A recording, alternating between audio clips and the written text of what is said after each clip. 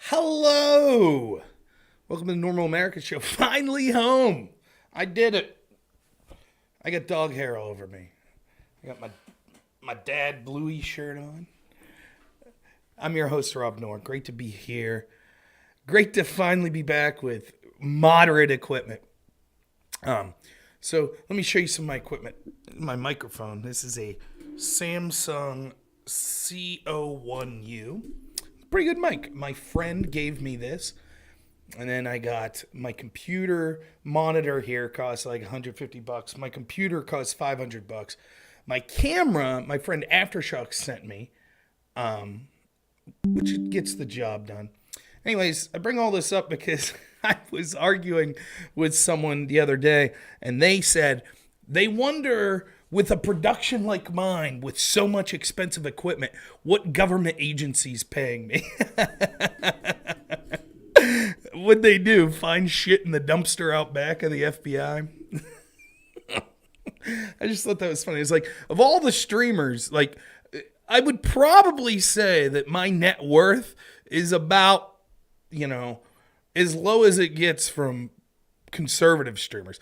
Now, lefty streamers, the big guys, make big money, but there's a lot of lefty streamers that try to do this as a career, that live with their parents and stuff. And But anyways, I hope everyone's doing good. I'm happy. I'm in a good mood, if you can't tell. I got to say, it's difficult. Wednesdays are difficult to do a stream for me because I haven't seen my son and my wife for so long, and then I'm hanging out with them. It used to be Hank went to bed at 9 o'clock. That's how I decided to set the time for 9 o'clock. And Hank ain't going to bed at 9 no more. Maybe on the occasional night. So it is hard. It is hard to leave him and come up here to stream. It really is. But I got a good show for you tonight. Hope everyone's doing good. What's up, Galil, Ryan, Zach, Third Rail?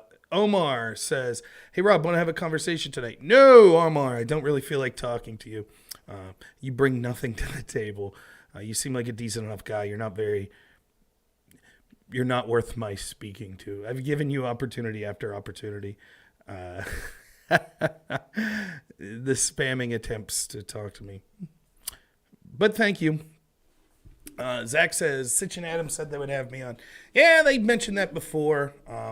I've yet to receive an invite. They asked what I'd like to talk about. I told them basically anything. But corruption's what I normally talk about. They haven't got back to me. So if they call, they call. If they message me, they message me. Whatever.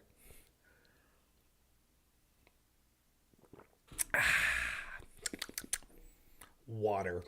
Love it. So, yeah, it's been an interesting day. Last night's show, I got to be honest, I wasn't feeling good. I was a little under the weather. In addition, it was I was getting work calls and stuff. It was crazy. Crazy stuff. I ended up doing paperwork that work needed until like 1:30 in the morning after I got off, like, sort of unexpectedly. So it happens. That's the nature sort of having a job. And the economy sucks. Yeah, I chose to have a kid, which is the greatest. Find someone you love, marry them, have a kid. I don't know what else to say. It's the greatest thing that's ever happened to me. But it does cost monies. It really does. And so, I end up doing ridiculous work hours. Do I wish I made more money and didn't have to work those ridiculous hours? Sure. But it is what it is. And what good will complaining do? So, I wish there were more hours in the day. I really do. I would love to do more with my channel. And I am going to be doing more. I just got to find better ways to manage my time. I'm looking for something real quick.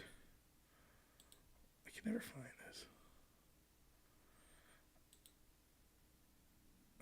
Community. Activity.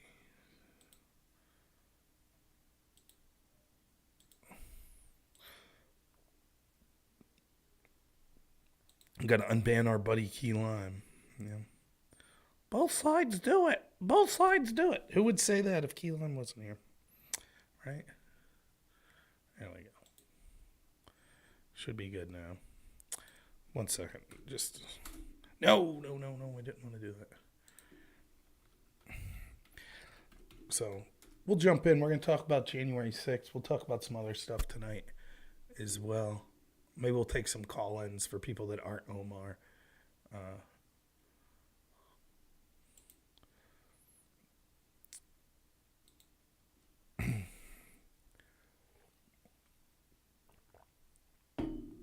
I'm coming in hot at some point, yeah. Almost got me in. Tasty beverage, yeah, water. I'm supposed to be drinking a lot of water for various reasons, so. But, what was I going to say? I had something I was going to say there. Yeah. So I did this debate last Wednesday with BPF on the Crucible. And you might recognize that debate is actually not up on YouTube. The reason is I got a copyright claim and they removed it for a video I played before or after the debate. So I didn't remove that debate. I thought I did quite well in that debate. Now I did record it. And so I will be uploading that and my conversation with Casimir. That will be being uploaded just whenever I get time, hopefully tomorrow.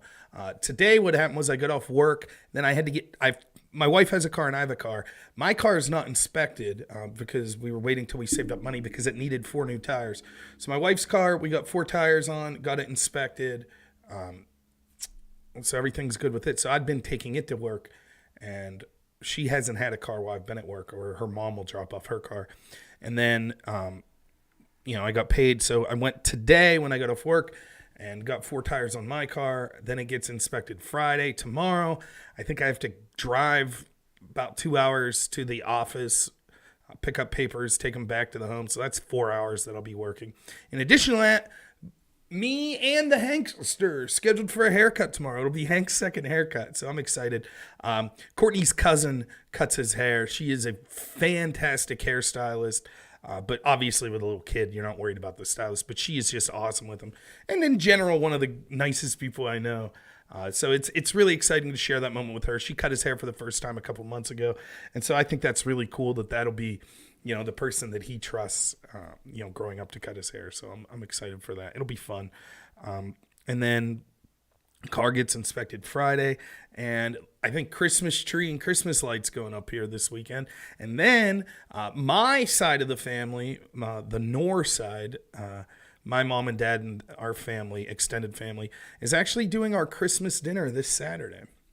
I am booked up straight solid until probably the last week of January for my weekends. It's crazy. Between birthdays, holiday celebrations, New Year's, it's just insane. There's a different dinner or party every weekend, it seems like. So I actually had to turn down some offers to do some debates and things of that nature on weekends. I'm just busy. Maybe once February ticks around. I hesitate to schedule things on weekends anyways because you never know what comes up, but yeah, so that's my life. That's what's going on. As things seem to get crazier and crazier in the national level of politics, again, it's a weird juxtaposition that my life's never been better, and I know that no one wants to hear it.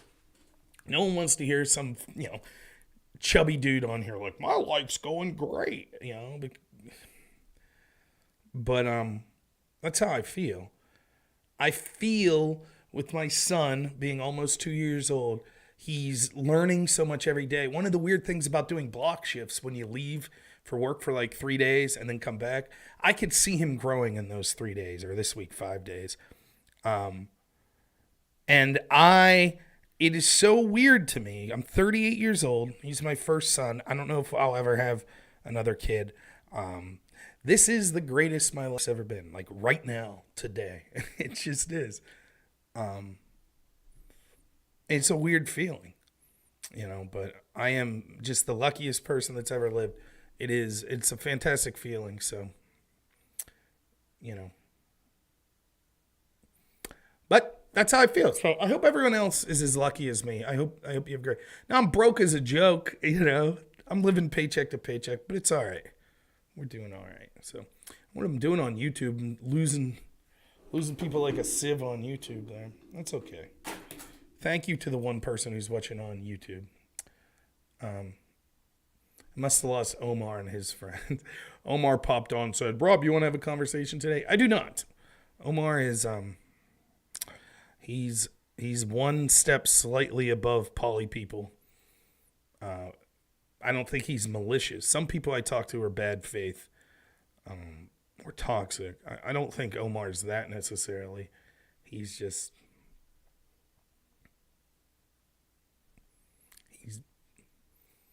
He's not to my level. My level's not that high, but it's a waste of time. The last time he called in, I had to put the timer on to just leave him repeat himself in slogans. Now, what we'll be talking about today, at least starting with, and then we'll go wherever people want to go, is January 6th and things that came out at this Oath Keeper trial. I don't know how much of it I'm going to link and put up because it's weird. A lot of it was on my phone. It was stuff that I was reading on my phone while I was at work for like 6-7 days. And I forgot to email some of the links to myself so that I could pull them up on the computer because I've been really busy today since I've got home from work. But it is what it is. If we have to look things up, we will. So let's start this way. So I retweeted a tweet from Michael Tracy that was sort of talking about some of the things that were articles and things that are being written about January 6th, about this Oath Keeper trial for January 6th. And there's a person who's called into my channel before. And here's the weird thing. Like, I don't remember half the people that call into my channel. I just don't. Like, I'll talk to people all the time. And they'll be like, yeah, I remember I called in like 8 months ago. I'm like, oh, okay. And, you know, especially if it's not someone that I set a debate up with or that didn't have a camera, it's just hard for me to remember someone randomly called in and said, my name's John, you know, and then 8 months later, or even if it's this person's name was crowdsourced politics. I recognize the name from being in my chat. Hey, thank you so much. 20 months. You made it, man. 4 months away from 2 years. What the hell are you doing with your life, my friend? No, I really appreciate it. Thank you.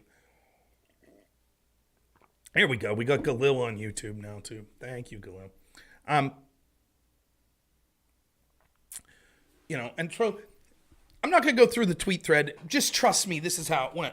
Oftentimes I'll retweet something, and it's weird because it doesn't always do this, but sometimes it'll show up on my phone that people, you know, like bing, Twitter will pop up, and it's like, you know, someone said something and I go, and they're not saying it to me. They're just underneath a tweet that I wrote or retweeted, and they're arguing with other people. And that's what happened here. So someone who I didn't recognize was arguing with this crowdsourced politics person, and they were talking about the nature of the insurrection. And, you know, you can imagine how this goes. The left-wing person's like, it was despicable. It was reprehensible. It was despicable. It was an insurrection. Blah, blah, blah, blah, blah, blah, blah. Oh, God, AOC, PTSD, and Mike Pence, and zip ties, and the guy with the Chewbacca and the horns, and blah, insurrection, blah, blah, blah, blah, blah, blah. And the other guy's like, it wasn't all that. You know, they're blowing it out of proportion, and stereotypical fare that you would get for those sorts of things, right? And then, you know, somehow this sort of came up. I'll turn my head backwards for crowdsourced politics. The lefty in this scenario is like, they brought weapons. There is an insurrection. They brought weapons, like and the other guys, he mentioned zip ties, and the other guy's like, nah, they didn't bring zip ties. They found them there. And crowdsourced politics says, and this is almost verbatim, you're a liar. Get out of your bubble. Everyone knows that they did bring zip ties. And then the other guy says, here's the actual court filing from the prosecutors in which it admits they did not bring zip ties. They found the zip ties there. And then the lefty guy goes, oh, my bad. You're still a piece of shit for various reasons. And they're chirping about just calling each other names, which I'm not really concerned with. Now, the humorous thing here is he didn't say, No, I think you're wrong. I think they did bring zip ties. He said, you're a liar and you're in a bubble. And of course, the irony is, as it usually is with most of these lefties, it's actually him that was in a bubble and didn't know that. Now, he was certain. Now, do you think it changed his mind? Do you think for a second he was like, oh, my goodness, I was wrong. It seems that I was misled by the mainstream media. He probably still believes that Officer Sicknick was killed by Trump supporters with fire extinguishers and, Damn, I hate how this camera... I need to set it so it doesn't autofocus. See how it keeps getting fuzzy on me? I talk with my hands too much. There we go. I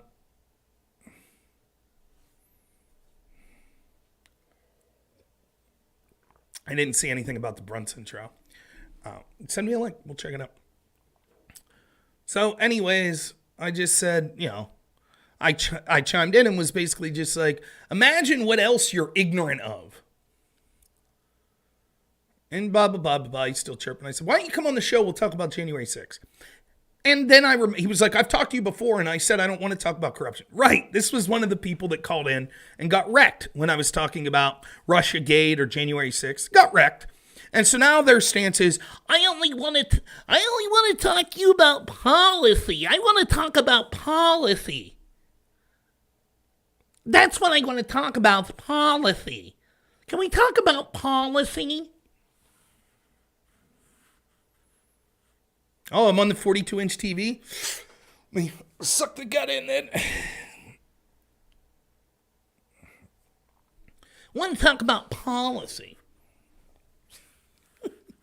I don't want to talk about January 6th. Right. Except on Twitter, to random people who you think won't push back, and then when they do, you could just go, oh, whatever. You don't want to actually have a discussion or a debate with someone who knows the facts and would wreck you. That's what's going on. And the truth is, no one on the left wants to talk to me about these things. That's the truth. None of them.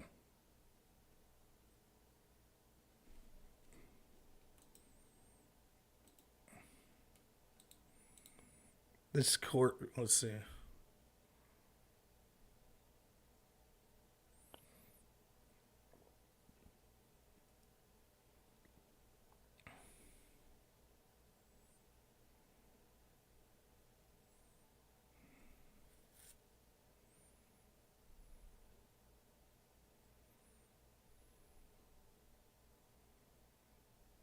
Yeah, I'll have to check it out.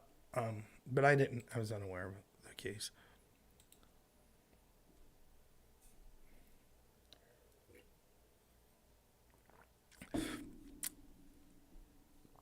I don't know. Omar sent me that his channel now has 2 million subs or something. When I look at it, it's videos that aren't politics. That's some other guy. I don't know if he bought a channel, if it's his friend's channel, if he has a channel that's not politics oriented and now he's doing his politics on it. I don't give a shit.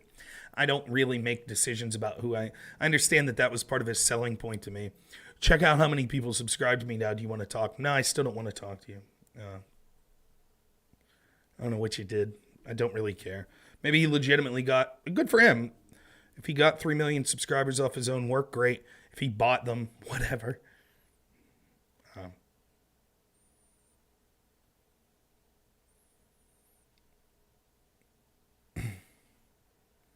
What's up, Nikita from Russia? Hope everything's going great.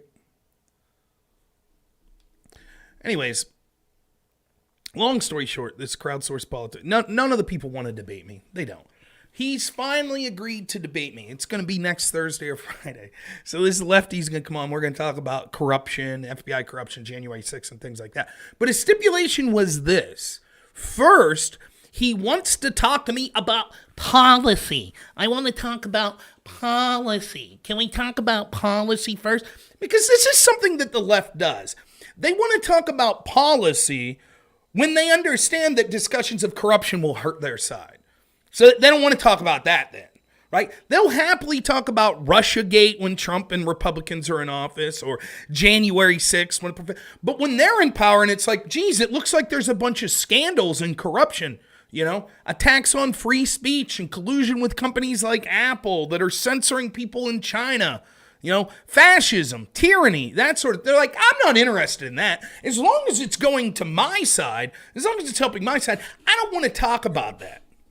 So I said, tell you what, we'll do a 2-hour show. The first show, you can pick any topic you want. We'll talk about any policy you want. First hour will be his show. He could run the show. He could cut me off when he wants. He could change the topic when he wants.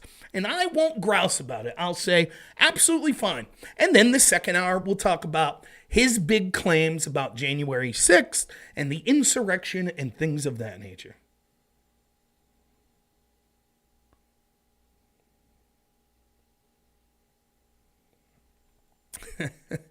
I'll be shocked if he lasts the full second hour.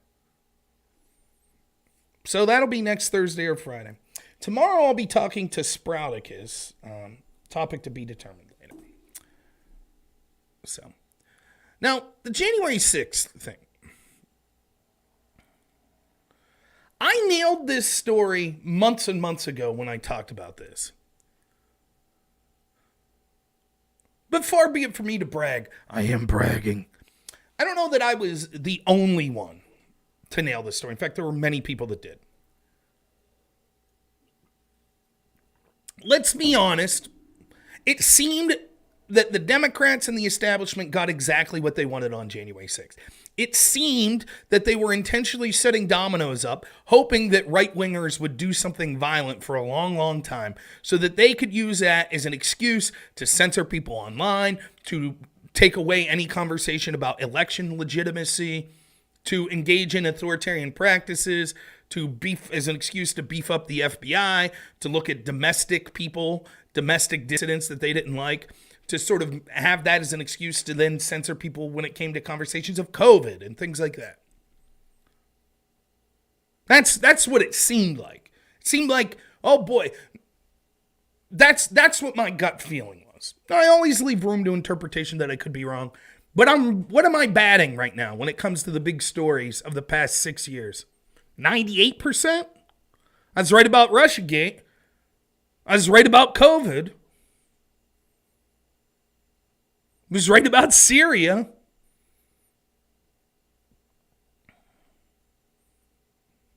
But maybe. That doesn't mean I'll always be right. But that's what it seemed like. But the question is, what can you prove? Like, it seems like Jeffrey Epstein did not kill himself. That seems pretty obvious. But where are we advancing on that story? Well, the lines have been drawn. There are a certain proportion of people that will believe anything the mainstream narrative tells them, and they're going to believe Epstein killed himself. The rest of us think that the 1 in a billion chance that 2 guards fell asleep while 2 cameras malfunctioned, while this guy killed himself, while he was probably the most important prisoner in the past 50 years and was under federal marshal's watch, but somehow managed to do this in the exact time, 5-minute period that these cameras malfunctioned. That seems like bullshit to anyone with half a brain. But we'll prove it. Prove it. I'm definitely batting better than the Pirates, yeah.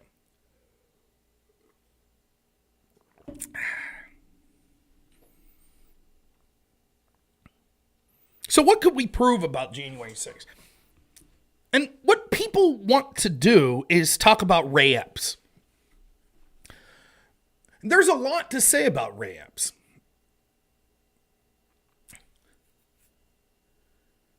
Most likely, Ray Epps was a federal informant or a Fed.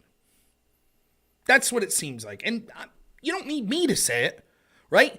There is video of him telling people, January 5th, telling a crowd, we're going to break into the Capitol building, and people yelling Fed the day before January 6th. So far be it from me to claim, oh, I'm the first person claiming he was a Fed. Not saying that, but it seems pretty evident. Why is he the only person that it seems like Adam Kissinger and Liz Cheney and all the Democrats aren't interested in charging? Blue-haired grandmas that didn't engage in any violence, throw the book at them. Guy who was actually telling people to engage in violence and break into the building, leave the poor man alone, they say. He was on one of the most fun. I mean, the best case scenario, if I'm Steel Manning, is, Okay, he flipped afterwards. The FBI got to him and he was like, I'll spill the beans. I'll give you the blue-haired grandmas.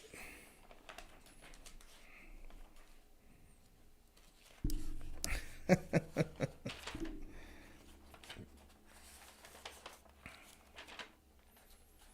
I'm not going to talk about Ray Epps today.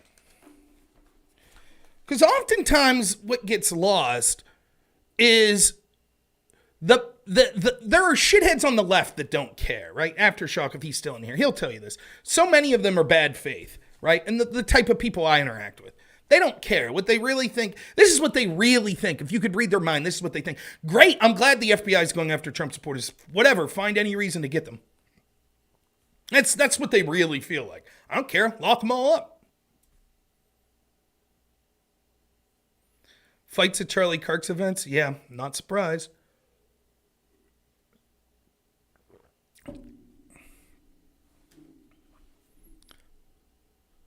And the establishment knows that, right? They know that that's so many of their Joe Schmoes that follow them. That's the way they're going to be. Right? And so what they're going to do, their excuse is always going to be, prove it. Right? It's like when I debate Pisco. Pisco's always going to be like, well, unless you have a signed confession. Did you ever see the Dave Chappelle where he's talking on, this is years ago on the Chappelle show, even way back when he was doing Chappelle show and there was all the R. Kelly, trial. And they did it was a really funny skit where it's like Dave Chappelle's a black juror, and they're like, did I say Kanye? I meant R. Kelly. R. Kelly, blah, blah, blah. And he's like, nah.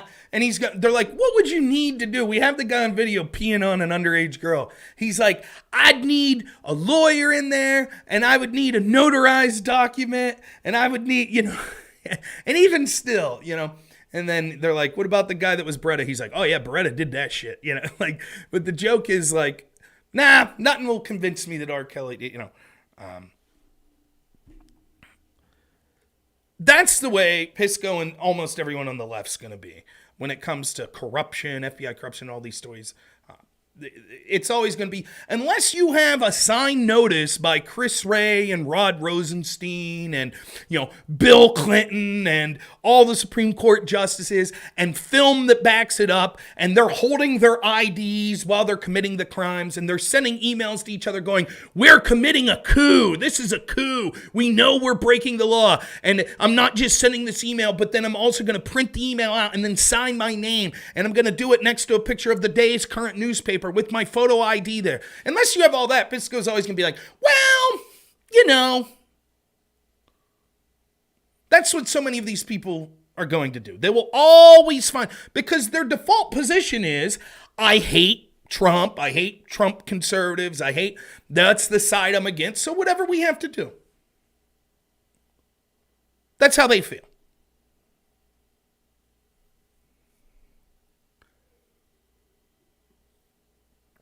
No, I didn't see that, Smarty. And so the question is, given their scenario, given the scenario that they believe, from the people that we have to believe, the FBI, what is the narrative? Like we were talking about the Epstein thing. Tell me if I'm wrong. The Epstein narrative is quite literally 2 guards were asleep or not paying attention at the same time that 2 cameras malfunctioned, and in that exact time, Epstein managed to kill himself while having very limited space and means to do so. That's the actual version of events.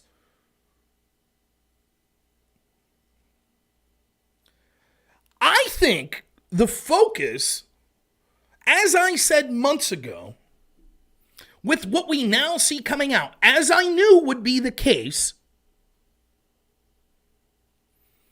is that the narrative that we've been told about this being an insurrection that is clearly garbage is now collapsing in on itself.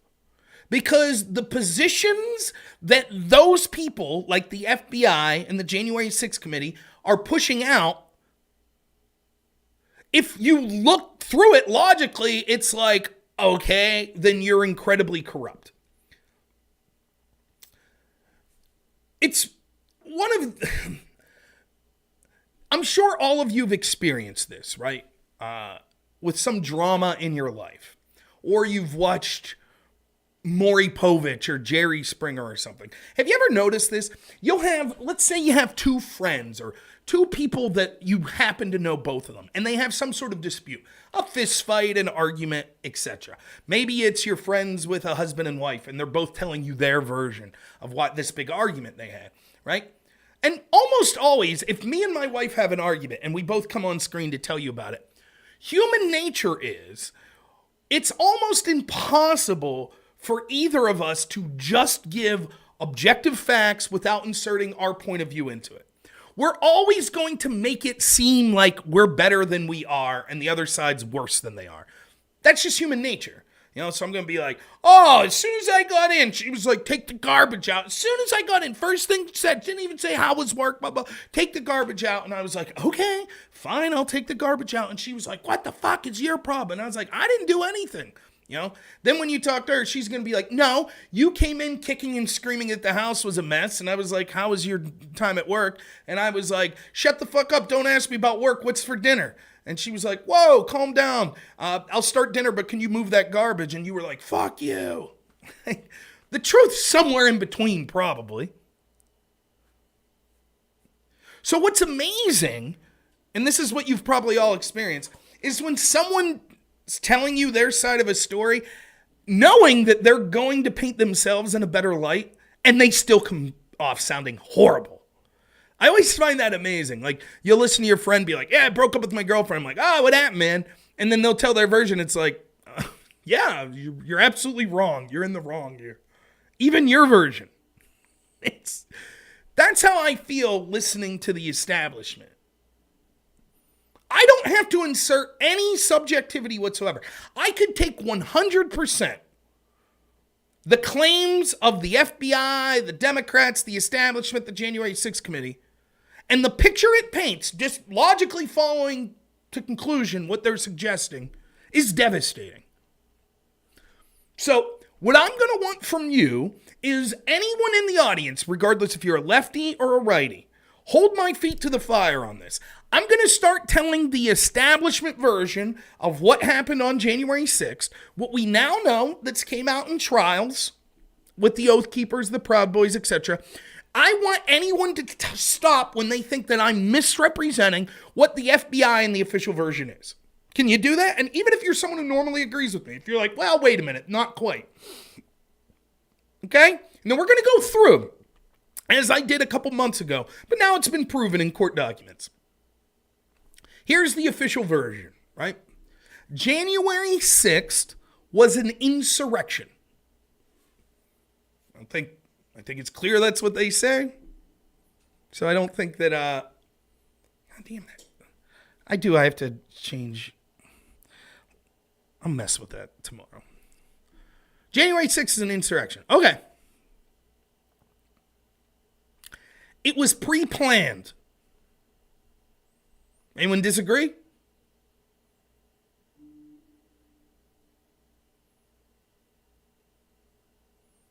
Oh, Galil's got to pee. Should we just wait for Galil? I'll sing some karaoke while we're waiting for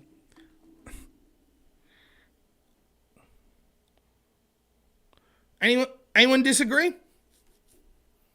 It's pre-planned insurrection. That's so far so good, right? Not misrepresenting. That's the FBI narrative. It was planned beforehand, was an insurrection. There were groups involved with this planning. Not just a handful of individuals, but groups. They were communicating for a considerable amount of time prior to January 6th.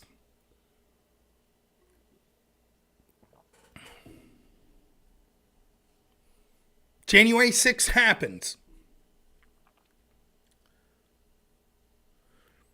The insurrectionist overwhelmed police. I said anything wrong so far? They almost overthrew the government. They almost attacked members of Congress.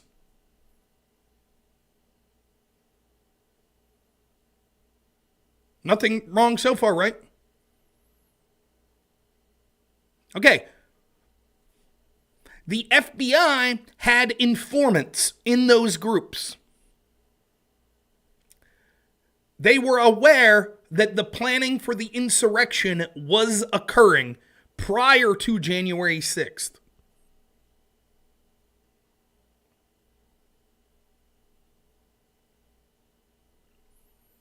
Now, before we go forward, is anything I said there disputable? I don't mean you disputing, saying, I don't feel it was an insurrection. That's the version. That's the January 6th committee. That's the FBI version. Did I misrepresent anything there? Anything at all? Did I?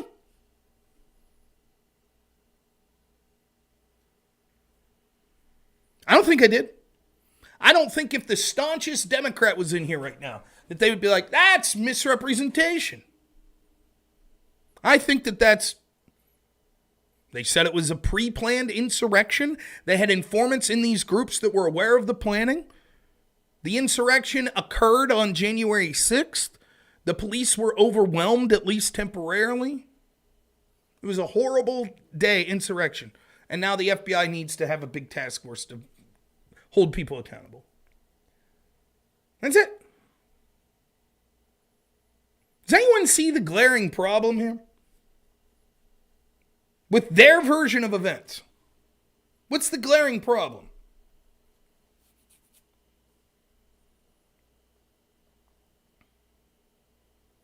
Let me just start. Let me start riffing, right? And then I'll turn my hat back when it's done. See, it's clear to me, just like with the Whitmer thing, that the FBI actually was encouraging these groups to engage in violence because it benefited them. That's a conspiracy. You don't have any proof of that. You don't have any proof. There's no proof of that. Let me stop you there. See, there's no proof the FBI did anything wrong. There's no proof. Okay.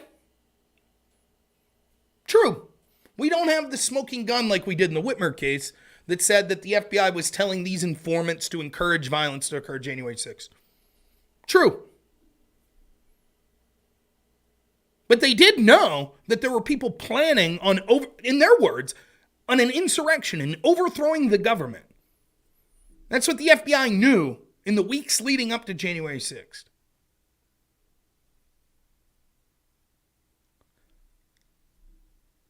Why didn't they inform the capital city police?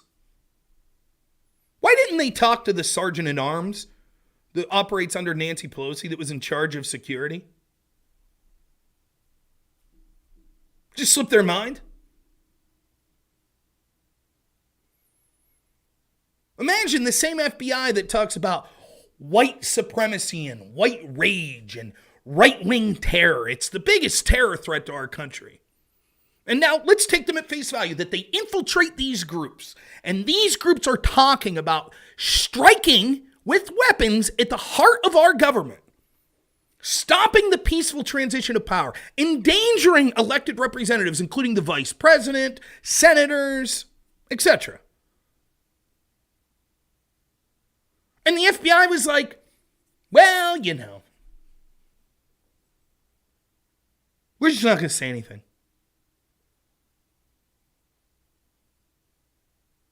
That's the narrative. That is their narrative. If they knew that this insurrection was going to occur, if the most powerful law enforcement agency in the history of the world knew that our government was about to be attempted to overthrow by violent terrorists, how is there not adequate security? Why is there more security at a Taylor Swift concert than there was at the Capitol that day? They knew hundreds of thousands of people were coming anyways. There should be more security there, even if it was peaceful people, even if it was a march for pro-life or something. What's up, Computer Carnage? How have you been, my friend?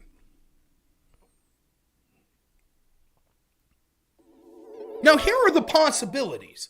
Thank you, Gizmo. I appreciate the cheer. Hope everything's good. Here's the possibilities. One, The FBI never said anything to the sergeant at arms, to Muriel Bowser, the mayor of DC, the people that actually were in charge of having security there. The only person we know that talked about having additional security there was Donald Trump, who wanted the National Guard there. But he only wanted the National Guard there to protect his supporters from Antifa. Okay, even if that's true, so it still would have been armed security there. What's the implication here? They would have stood down if Trump supporters engaged in violence? So we know Trump wanted added security, but the sergeant at arms under Pelosi didn't. Muriel Bowser, the DC mayor, didn't. Why? Thanks, Computer Carnage, for the sub. I really appreciate it, man. Sorry you're not doing great, Gizmo. Hope everything gets better. So option one is the FBI didn't say anything. They heard that this insurrection was about to occur, and they didn't say shit. Option two is they're full of it. It wasn't an insurrection. Thanks, old gamer Mike. Really appreciate it, man. Gifting 5 subs. I really appreciate it. It is a Bluey shirt. My son went as Bluey for Halloween, and I had the dad shirt, and my wife had the mom shirt. So option two is it wasn't an insurrection. By the way, it could be a combination of these two. And so they're just railroading the people that now are there saying, this was an insurrection. That's no good. What are the lefties going to say about that? Oh, it was just there was no pre-planning. It was just a riot that got a little out of hand. That doesn't facilitate their narrative of we need to censor people online. We need the largest committee or FBI investigation ever. We need to be locking up nonviolent people. That doesn't really justify that. So let's call that option one. So they can't go with that. Their narrative is, no, it was an insurrection. Okay, so we'll take them at their word. So then, what's scenario two? Scenario two is the FBI did not inform the people tasked with security.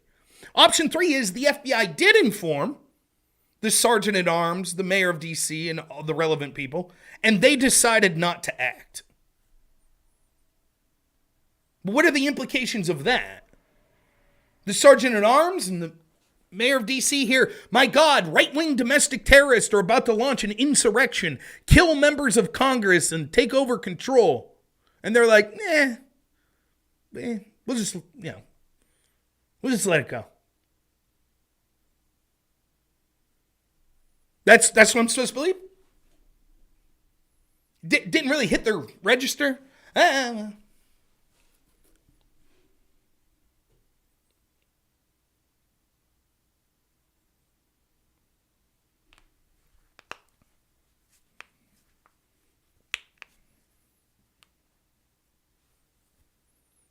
Or option three is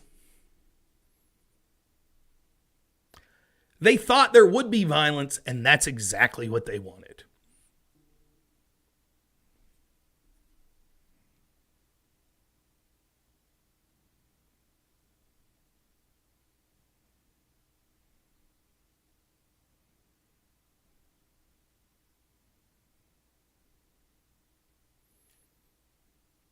That's which is the most likely scenario?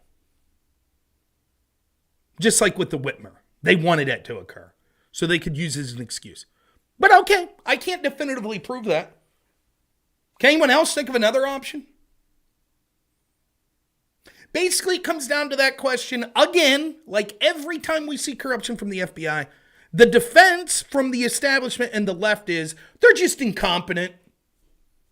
Just brutal incompetence. They didn't know. Top brass at the FBI didn't know that you're not supposed to change evidence to say the opposite of the truth. They didn't know. Just didn't know. They didn't know that they were supposed to verify evidence before they got a FISA warrant to spy on people. They didn't know that that should be double the case if it's for the president of the United States that they're spying on his team. And they didn't know that it should be 10 times the scrutiny of that if that evidence is actually coming from opposition research paid for by his opponents. And they didn't know it'd be 100 times that if the accusation in that evidence is collusion with Russian, but that evidence is coming from a suspected Russian spy. Now, from the same people that believe it was just incompetence by the FBI, just incompetence, they just didn't know. Now they want you to believe that the FBI was aware, had people, informants, and it looks like they had dozens of informants from what they're saying in these trials, dozens of informants stationed in these groups that heard all of these troubling things, so troubling that they are testifying, oh my God, these Oath Keepers need to go to prison for decades. That's how troubling the things they were saying were. Overthrowing the government. That's what they're saying. And yet, they basically forgot, oh yeah, it's not our job just to look at things and then when it happens go, geez, that's bad. We're supposed to try to prevent these things. But they didn't get around to that. They didn't get around to talking to Capital City Police. Just slipped their mind. Or they did and the Capital City Police were like, we got better things to do. That's the story. That's what these trials showed. That's the big story. Thanks, Gizmo, for the gifted sub. I appreciate it, man. And no one I don't want to say no one. The vast majority of the people on the left don't give a shit. They don't care. They're like, this is QAnon, it's conspiracy theory. How is it a conspiracy theory? See, first they said, there's no evidence that FBI informants were aware of this stuff. There's no evidence. And you're just, it is the exact same playbook they use every time that this sort of corruption occurs. Every time it's the same thing. Again, I hate to toot my horn, but go back when I'm writing in October of 2017 saying, biggest political scandal in the history of the country if the FBI used unverified opposition research to spy on Trump's team to get a FISA warrant. You go back and you look when I wrote that and the thread that I wrote that on and what people were replying. First step is, that's bullshit. You don't have evidence for that. That didn't happen. No way that would happen. Now, when they say no way that would happen, it's because they know if it did happen, it would be a big deal. For example, if I said the following, if I said, the cops in my town, the chief of police routinely plants drugs on people he doesn't like to arrest them, people would probably say, that's ridiculous. No way that happened. You need to show me proof if you're saying something like that. And the reason that they're so certain that that's ridiculous is because it would be so corrupt that it would beggar belief. So that's step one. It didn't happen. Okay, we'll see. Then step two, once you find out it did happen, is they say, well, okay, it happened, but it needed to. It's okay. Then step three is to just say, I never believed that in the first place. And anyways, we're moving on to this other story. Did you see Nick Fuentes had dinner with Trump? Did you see that? Ted Cruz went to Cancun. Remember that? Oh boy, we need to look into that. Every single issue like this. How many times have you seen this with hate crimes? Oh, someone painted a swastika on this bathroom wall. Okay, that's bad. Let's see who did it.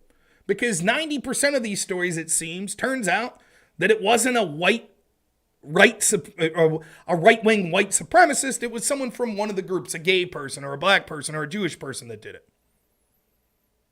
That's ridiculous. That would be outrageous. And then it happens. It's like, well, story's moving on. We just moved on.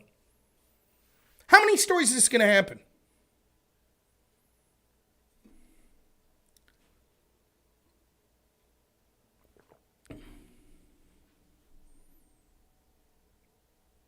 Yeah, that's right, Computer Carnage. I find the incompetence versus corruption argument.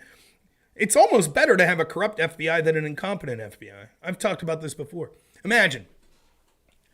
We have FBI agents, a lawyer that worked for the FBI that didn't know that he wasn't supposed to change evidence from the opposite of the truth, right? It's not that he was corrupt. It's not that he was basically saying that he was anti-Trump on social media and was putting, Twitter hashtags, hashtag resistance stuff. That's outrageous to think this guy did that because he was corrupt. We can't think that. That's what the left tells us. So it must be that he's incompetent. He just didn't know that you weren't supposed to change evidence. Okay, if that's the argument that it was incompetence and not corruption, now let's say that they find evidence that an ISIS terrorist has infiltrated the United States and is going to commit a terrorist attack. They might just say, I think I'll change the evidence to say the opposite. He's not an ISIS terrorist and he's not going to do an attack. That's what I'm going to do. I'll just change the evidence to the opposite. and the investigation. Is that what we want? Is that oh, thank God he's not corrupt. He's just an incompetent rube that I wouldn't trust to feed my goldfish. Thank God that's who's running the FBI. Whoo, for a moment there I thought it was corruption. Thank God they're just so incompetent they know less than second graders. No problem. No, shit won't happen with the committees. More evidence will be brought forth to we the people, but then the committees won't do anything.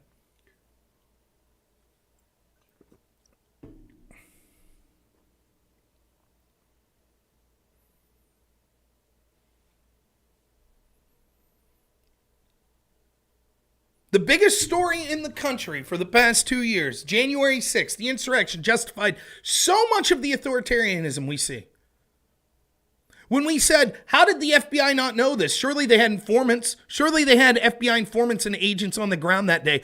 No, there's no proof of that. No proof of. Well, now we have proof straight from the FBI's own mouth that they had informants that were embedded with these groups and that they were aware that allegedly a plot for an insurrection was. That's what they argued in court this week for the past several months. Not one person on the January 6th committee, not one, bothered to say, hey, 1 second, if the FBI knew this, why weren't they communicating with us or with Capitol Security? What happened? They're very interested in going after blue-haired grandmas, non-violent offenders, very interested. But not so much on what happened here. Why was there not adequate security?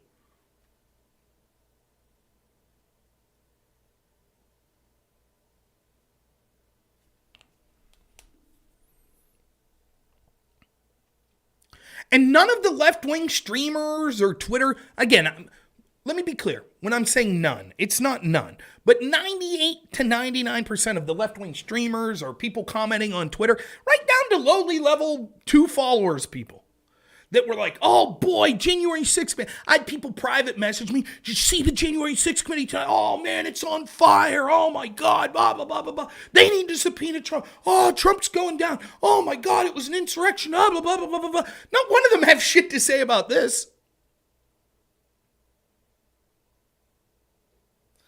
Now, I can't do panels on, I already, if you weren't here earlier, I'm booked Saturdays through family stuff till at least February. So I can't do Saturdays.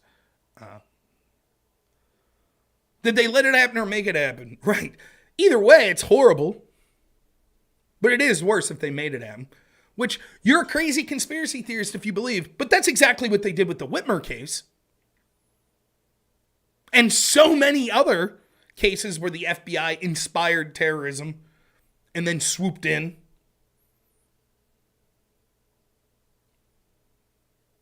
They don't care. The lefties don't care. Whatever. As long as it's targeted. And they'll be the first people. Imagine, again, I know Key Lime. Both sides do it. Key Lime's back. Both sides do it. Both sides do it. Remember the massive FBI, censorship efforts and the going after people that supported Biden. You remember that? Or Obama? You remember? You remember when Trump used the FBI to spy on his opponents with opposition reach? You remember that? Oh yeah, that never happened. None of that ever happened. Never happened. What's up, D-Weezy? Doesn't matter. Doesn't matter to people like him. They don't care. The truth is, as long as it's targeting the people they find to be undesirable, they're perfectly fine with it. And they'll rationalize to themselves, oh no, if it got too bad, I would be against it. They won't. They won't. Because it'll happen incrementally. Just like we had the litmus test. Justin Trudeau's out there, right? And he's putting messages out like, oh, these people of China, they have the right to protest. It's outrageous. In case you haven't heard, there's a massive protest, probably bigger than Tiananmen Square, occurring all through China right now, inspired by the harsh lockdown treatments. Now, it's very difficult for Western leaders to come out in favor of the protesters. Why? Well, because Western leaders also wanted to use harsh authoritarian lockdown measures against their people. But some of them have no shame, like Justin Trudeau. So Trudeau's out there saying, oh, these people have the right to protest. Literally, Trudeau was tweeting out when the truckers were protesting about COVID. It was illegal to protest COVID at that point. He has no shame, though. Whatever. No. The evil Canadians that were protesting COVID authoritarianism, they're evil people that don't deserve rights. Now, the noble Chinese...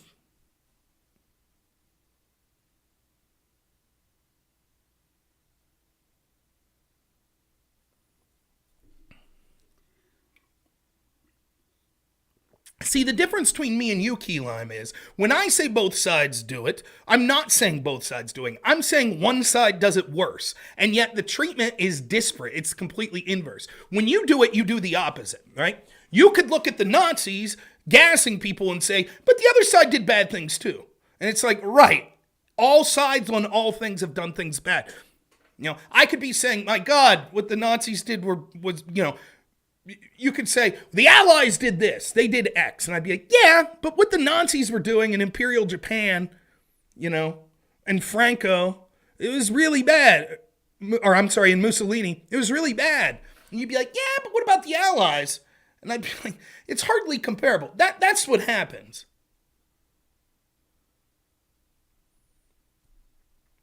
So when we saw riots over and over, we saw the quantity of the violence was more on the left. The quality of the violence was more on the left. More people hurt, more damage done. The reaction from people in the power was the exact opposite. And the law enforcement's treatment of it was exactly disproportionate. And Key Lime's like, well, you can't talk about January 6th. But right. And again, this is Omar's the same way, right? Which is why I have no interest in talking to him. It's the same thing. It is literally the same argument. And we've gone through this ad infinitum, right? This is who Key Lime is, right? You could be looking at the Jim Crow South and saying this, you know, Jim Crow South Police Department busted 100 people for jaywalking last year, and 99 of them were black. Now, 50% of the town is black and 50% is white. Am I really to believe that black people jaywalk at 99%? To whereas white people only walk once? So what's that, like, you know, 10 times more? More than that? 100 times more? And Key Lime would go, well, wait a minute. Did this particular, let's go through the list. The first black guy, this is John. Did John jaywalk? Okay, it looks like he jaywalked. Okay. What about Barry? Barry's next. Did Barry jaywalk? Okay, it looks like he might have jaywalked. Okay. Next one was Lisa. Did she jaywalk? And it's like, no, the problem is the unequal application, the disparate treatment. That's the problem. I don't have a problem with charging people with jaywalking. I have a problem if they are arbitrarily saying, we will charge this group of people, but not this group of people. That's what the comparison is. And Key Lime knows that, right? But he'll do it the exact opposite. He'll do it like he's accusing, oh, what about ism? You brought up Black Lives Matter. No. Most of the time what I do is specifically bring up the insurrection that occurred May 30th, 2020, when a bunch of leftists didn't show up with zip ties and gallows. They actually showed up with Molotov cocktails, burnt down a guard station, hurt over a dozen officers, and attempt to get into the White House and remove and presumably kill Donald Trump. Despite having more lethal weapons and clashing with police, the treatment was exactly inverse. There wasn't a huge task force. There wasn't a look at who the groups were that were funding it or conversations that it had. And in fact, there was mocking of Donald Trump for having to be removed to a bunker. And the story went away less than 24 hours.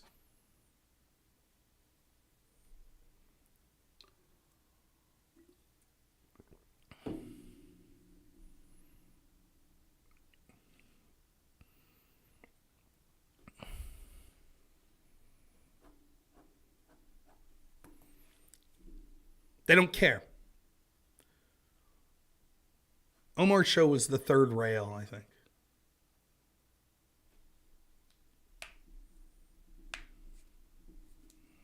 No, both sides doing it.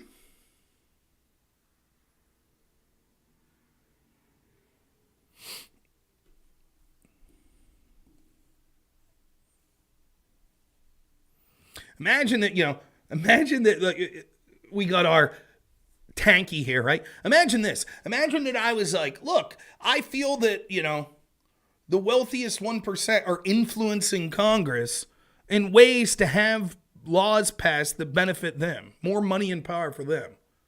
And then imagine Key Lime going, yeah, but poor people do that too. Poor people influence. Poor people have done it. They have. Congratulations.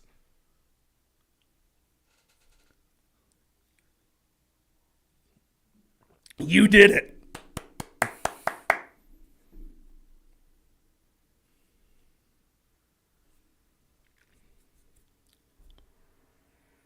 Name one. Show me one left-winger that talked about January 6th, that breathlessly talked about the committee. Show me one that have come out this week and go, oh, geez. So the FBI was well aware of what was going on beforehand. And why wasn't there security? What happened? Show me one. I'll take one. There are lefties that are like, I told you so, like Jimmy Dore or Matt Taibbi or Aaron Mattei or Michael Tracy, but they've been on this all the while. But show me one that was like super invested in January 6th that now is like, oh, well, there were informants.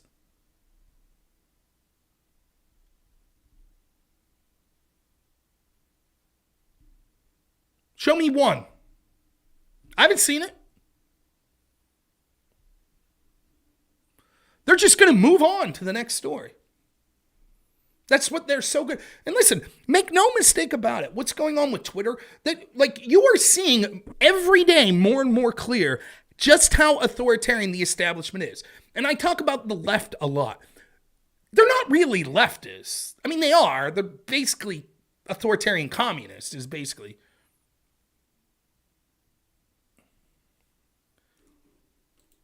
Is there a link for the story I'm talking? I don't have it. I had it on my phone, but I didn't save it.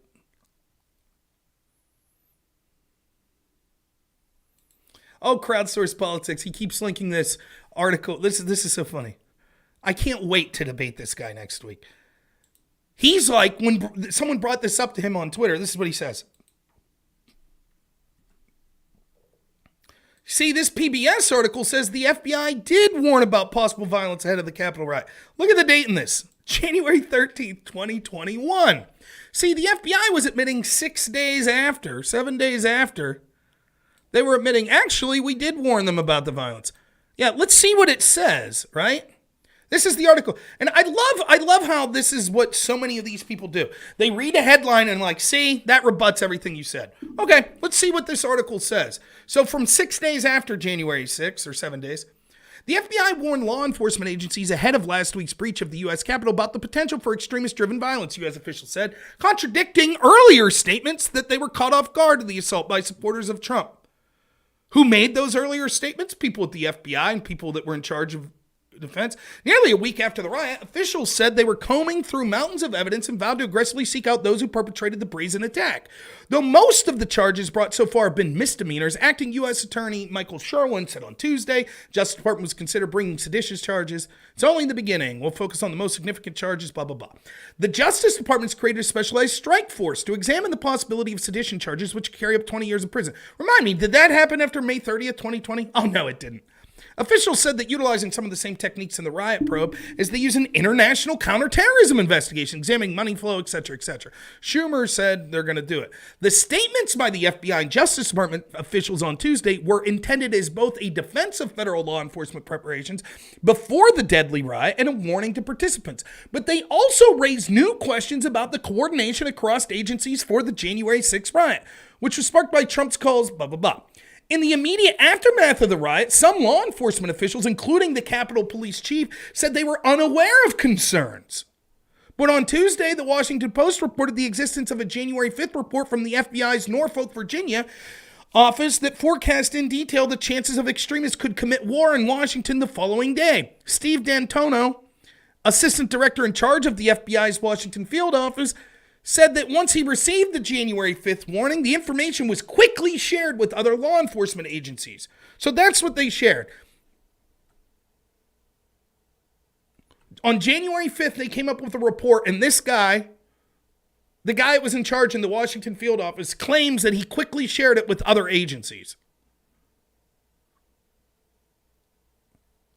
D'Antonio, let's see what he goes on to say. D'Antonio was among the officials who suggested law enforcement had simply been caught off guard, saying on Friday, quote, there was no indication that there was anything other than First Amendment protected activity.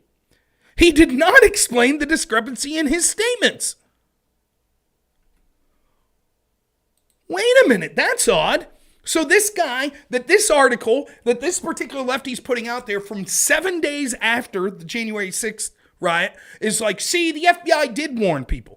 And then when you read the article, the FBI in charge is like, well, initially I said that it was just a First Amendment thing. There was no warnings. But then later I said, actually, there was a warning and I did warn people. Which is it, Steve D'Antonio? Or however you pronounce your name? Which one is it? Are we to believe you when you at first said that there were no warnings? Or are we to believe you when you say, actually, there were warnings and I communicated with law enforcement about it? Which one is it? Odd. Very odd. Why the discrepancy? Well, let's see what he said. Now, this is his... See, the FBI did their due diligence. They warned law enforcement that there was this attack imminent, right? Let's see why he says there was a discrepancy, shall we? He did not explain the discrepancy in his statements, though he suggested Tuesday that the Norfolk warning was based off of non-specific information in terms of individual leads to investigate, characterizing it as, quote, a thread on a message board that was not attributable to any specific person.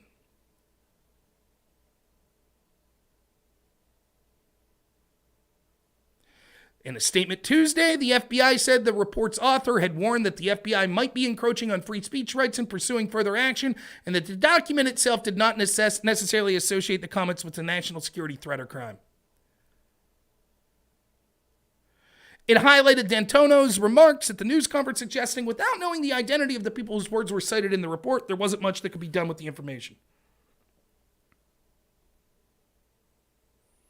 Capitol Police didn't respond. Army said they were unaware.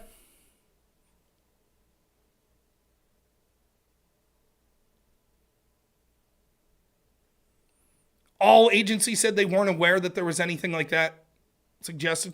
So what this is, that this lefty saying is like, well, the FBI did inform people.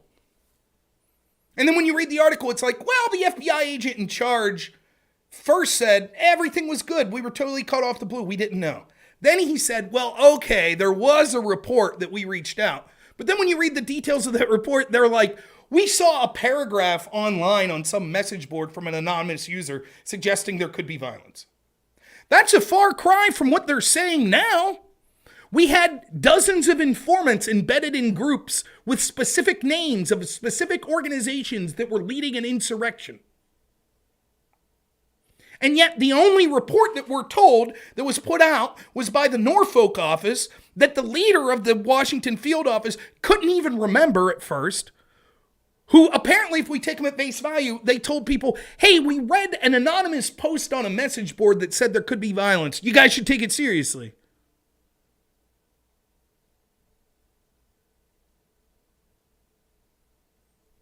Yeah, Rakita's good. I should check that out, yeah.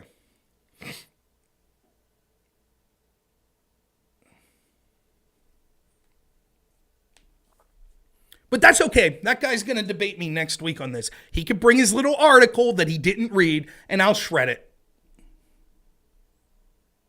Why 7 days after the fact, why is the FBI agent in charge not saying, we had specific embedded informants in terrorist groups that were feeding us regular updates, that there was a terrorist attack and insurrection that was about to occur? Instead, he's saying, well, hey, we told people that there was a message board post. Huh. Odd. No one asks the question, though. It's whatever. They don't care. The left doesn't give a shit. This was their Reichstag fire moment. That's not to say that people there didn't engage in violence. They did. Let me be clear. I've been clear about this the entire time. If there are 1,000 people somewhere and 5 FBI agents say, punch that cop in the face, and maybe they punch the cop first, and then a dozen people also there are like, yeah, we're going to punch cops too and start punching. That doesn't mean that those people didn't break the law. It's more troubling that the FBI started it to entrap people, but they're still in the wrong. You should not engage in a riot or mob violence, even if it's being led on by glowies.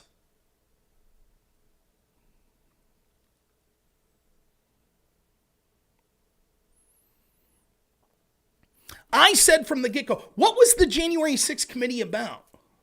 It was clearly a naked partisan attempt to investigate journalists and pundits and anyone that seemed favorable of Trump. Subpoena them, get all their records. Just like the Trump-Russia collusion investigation. It was find me the person and I'll find you the crime. Give us an excuse to rifle through all of their stuff. Rife through, not rifle through. We want to see Trump's emails. We want to see his tax returns. We want to see his communications with his lawyers. And we want to see all of that stuff about everyone connected to Trump. Oh, look, we found crimes unrelated to Russia collusion with Paul Manafort. Really, what'd he do? Well, he was working with Hillary's campaign managers group, the Podesta group, to lobby for a foreign interest without properly registering. Oh, that's a shame. So both Manafort, Trump's campaign manager, and Podesta, Hillary's campaign manager, went down? No, just Trump's. Hillary's was allowed to retroactively sign paperwork and didn't face any consequences whatsoever. Oh, and look, there's a bunch of other crimes that weren't the initial crime that we could get because we just pull people in a room and hope that by badgering them, that they'll make a misstatement that we can then charge them with lying. Oh, okay. Well, hey, I guess that's the way it is. If you say something that's not true to the FBI or to investigators or to Congress or something, man, technically that's a violation of the law, so they should prosecute them. I assume it works the other way, too. Nah, they thought Hillary Clinton lied, and Mills and Abedin, it's proven to lie, and Paul Combetta, that worked for Hillary's team and deleted subpoenaed evidence, they thought that he lied, and they know that McCabe lied, and they recommended that Comey be prosecuted for basically lying and taking improper, and they chose to not charge any of them. But the Trump people, oh boy, they got them. But hey, it's just prosecutorial discretion. It just happens to be every time it was a Trump-connected person, they threw the book at him, and when it was people connected to the FBI or the establishment or Hillary's team, they went as light as possible. It just happens to be that way.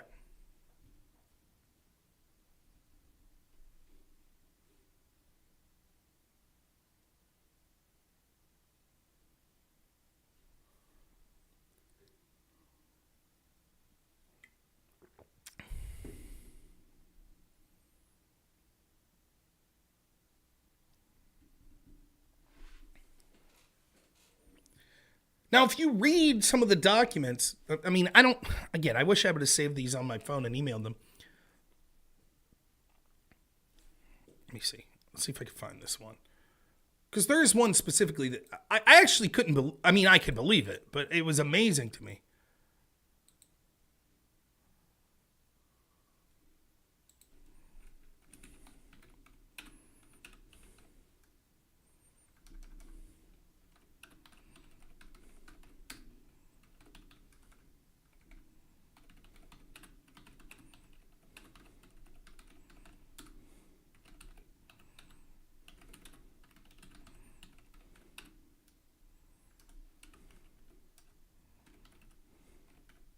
Give me 1 second.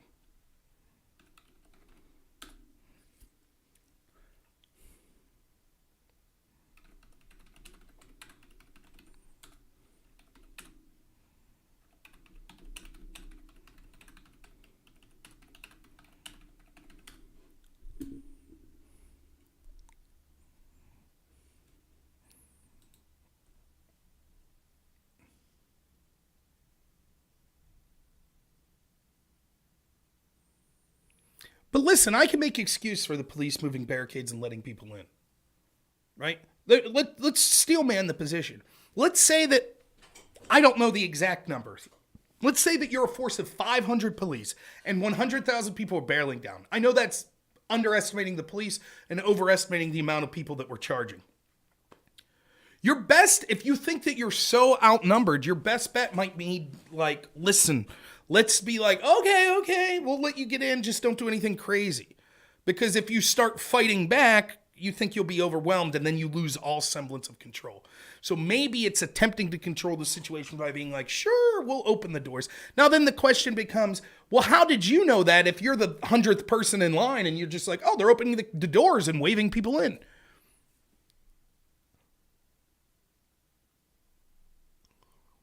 So why are we throwing the book at those people? Seems nonsensical. Those people should face the same crime that the people that broke into the Hart building in the Capitol to try to prevent Kavanaugh from being confirmed. What'd they get? Were they looking at 14 months in jail like the Chewbacca guy? No. They didn't get any crimes. Isn't that strange?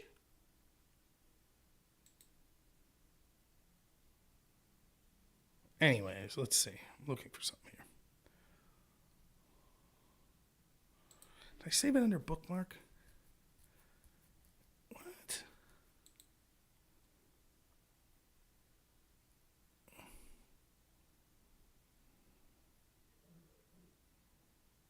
No. Okay. Boy, oh boy, oh boy.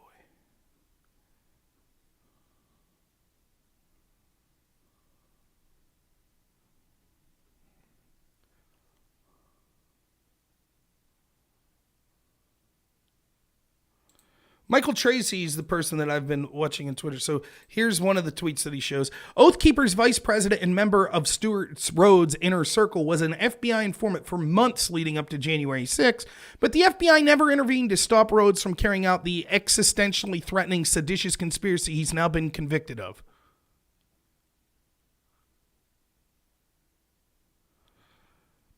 The informant Greg McWhirter served as the Oath Keeper's vice president, but was secretly reporting to the FBI about the group's activities in the weeks and months leading up to the Capitol attack.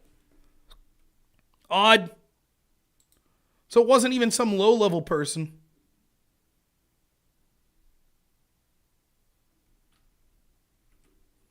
There's also footage of the police clubbing some woman who ended up dying.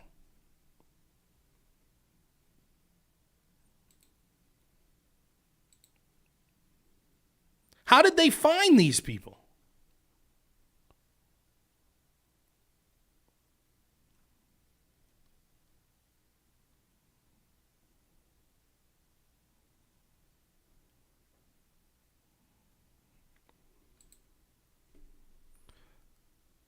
Here's a federal public defender, what he's filed in court. Ready for this?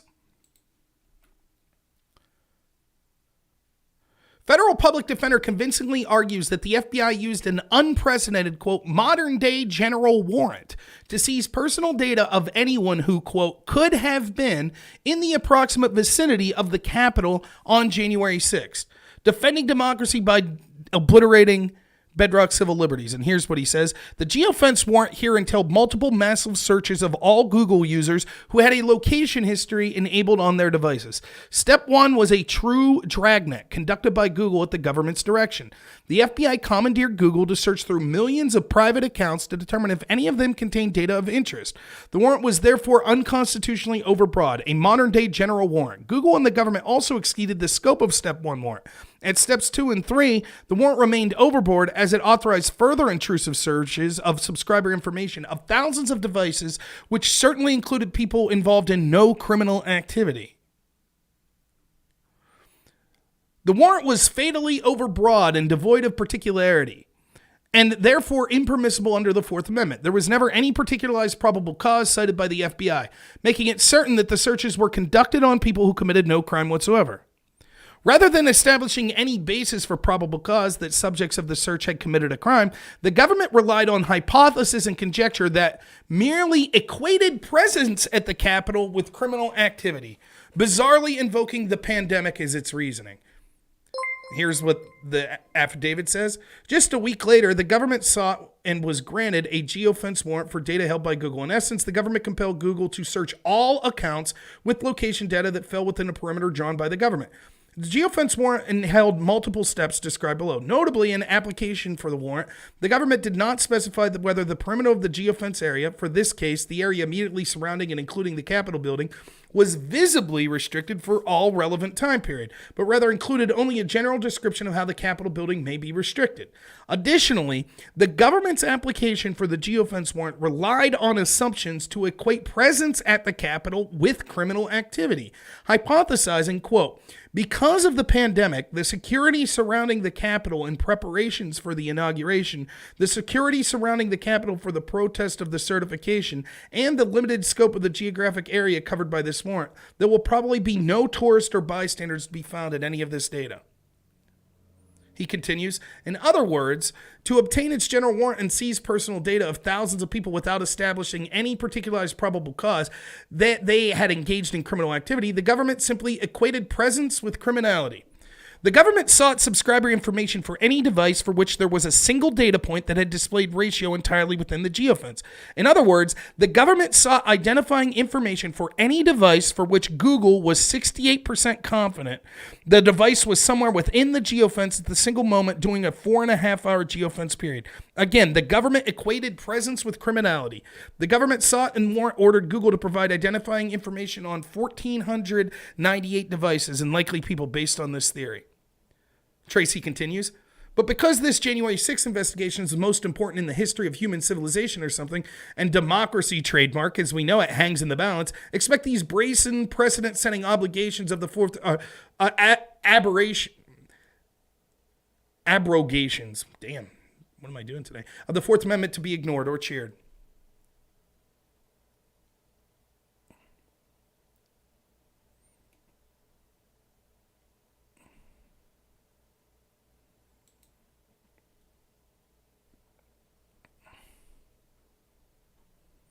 I'm not going to go through this whole document.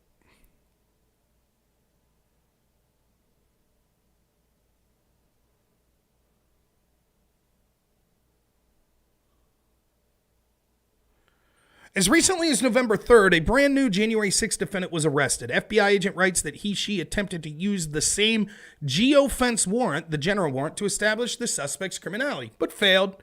Then they tried facial recognition software and failed, but they pressed on. The suspect's criminal conduct is alleged to be that he walked into the Capitol at 2:50 p.m., took a selfie with his wife, who was also arrested, and then walked out at 3 p.m. These were the fruits of the extensive investigation by an agent in the FBI's Joint Terrorism Task Force.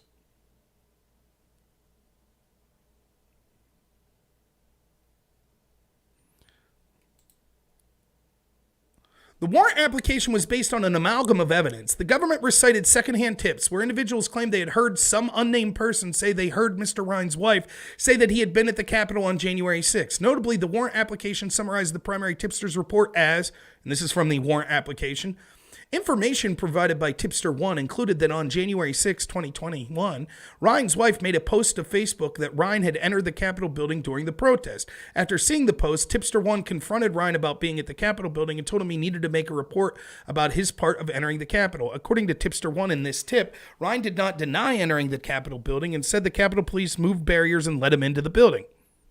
However, an interview with the tipster as well as text messages of the confirmation provided to law enforcement later revealed that 1, the tipster never actually saw the alleged Facebook post by Mr. Ryan's wife, and 2, neither Mr. Ryan nor his wife ever claimed that he entered the building during the text confrontation. Oh well.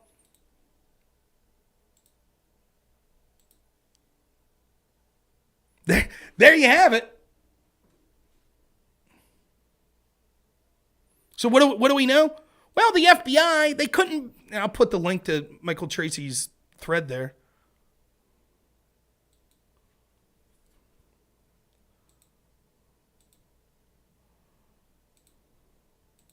So here's what we know.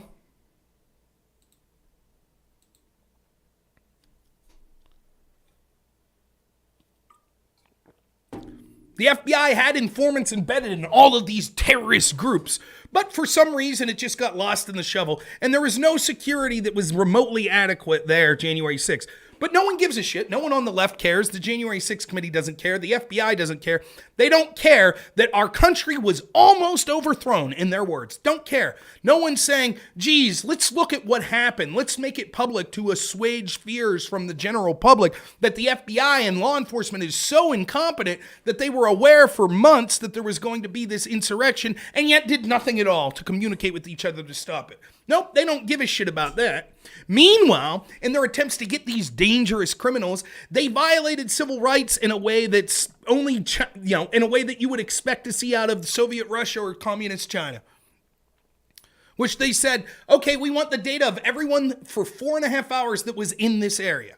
Now, there were thousands upon thousands of people that were in that area who didn't commit any crime, that engaged in no violence or anything like that. And yet they were surveyed. They were able to be investigated with a warrant just by the fact that they happened to be in a in a certain area in a 4.5 hour period. Then we find out that they were getting warrants on people based on anonymous tipsters who were saying, I heard so-and-so say that they did this, and I saw a post that said it. Then they used that as the predicate to investigate after they couldn't get shit with their geofence, get their phone, and they couldn't get anything with the CCTV cameras. So they relied on this garbage tip that ended up being false. But it didn't matter because that gave them the excuse to investigate. And the left that used to pretend to care about civil liberties, totally fine with all of this. And they're totally fine with the fact that there are people being given 18 months, 20 months, 24 months that aren't accused of any violence whatsoever. Remember, the Chewbacca guy, what's he looking at? 18 months? For what? Going in, telling people to be respectful in the chamber?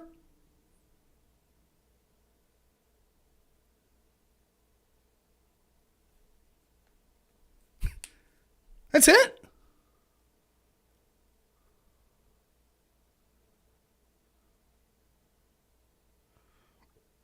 What's up, Goku?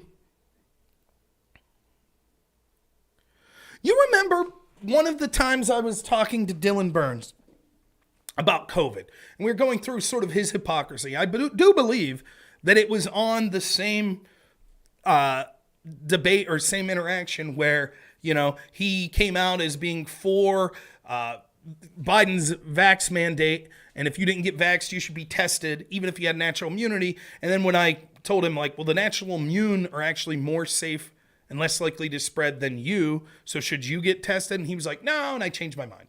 You've seen that clip a million times.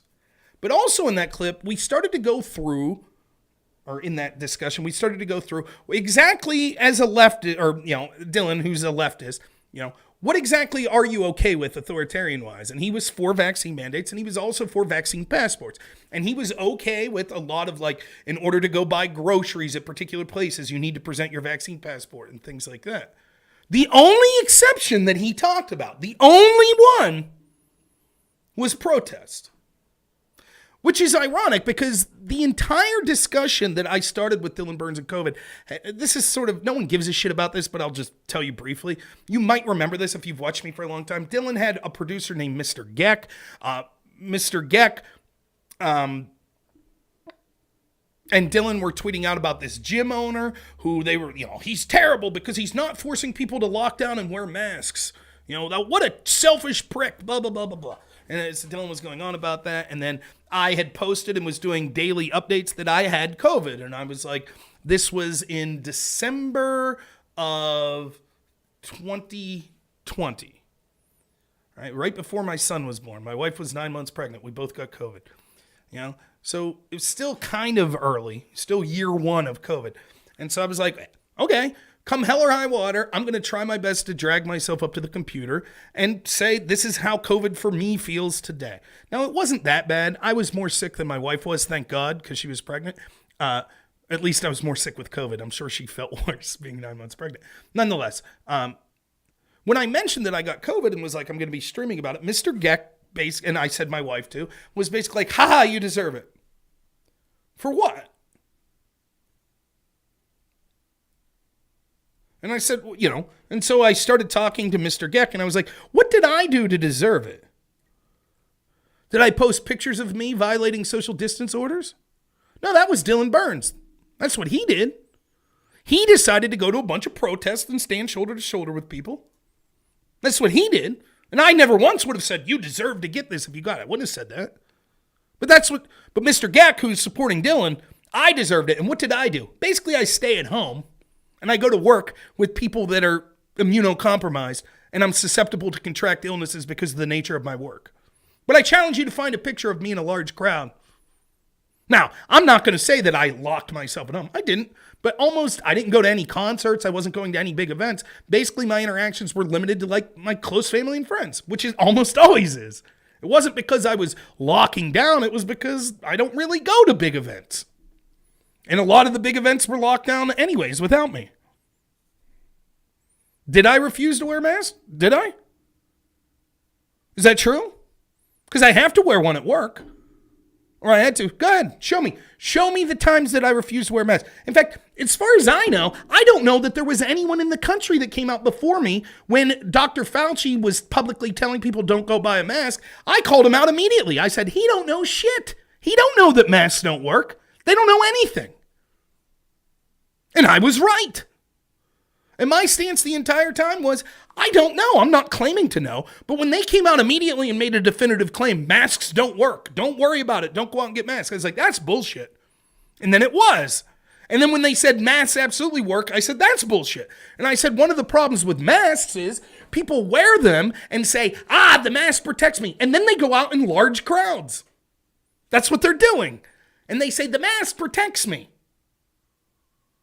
Whereas if they weren't thinking that, if they said, well, maybe the mask offers 10% protection, but I still shouldn't be going out in large crowds, that would maybe be better. But nonetheless, that's what the rationale was. So from the get-go, and then I told Mr. Geck to eat shit, and then I talked to Dylan. But that was it from the get-go. And so Dylan, he has to, in his mind, rationalize, why is it okay for him to do the things he thinks important and wants, but you could criticize other people like the gym owner? And it's the same thing that authoritarian leftists always do. It's the Bernie Sanders mantra. Bernie said back in the 80s that senators that were millionaires were unethical. Now Bernie's a multimillionaire senator. So he just upped it. He said, now it's billions. It's billions. Billionaires are okay now. Now it's billionaires. And if Bernie becomes a billionaire, he'll say it's multi-billionaires.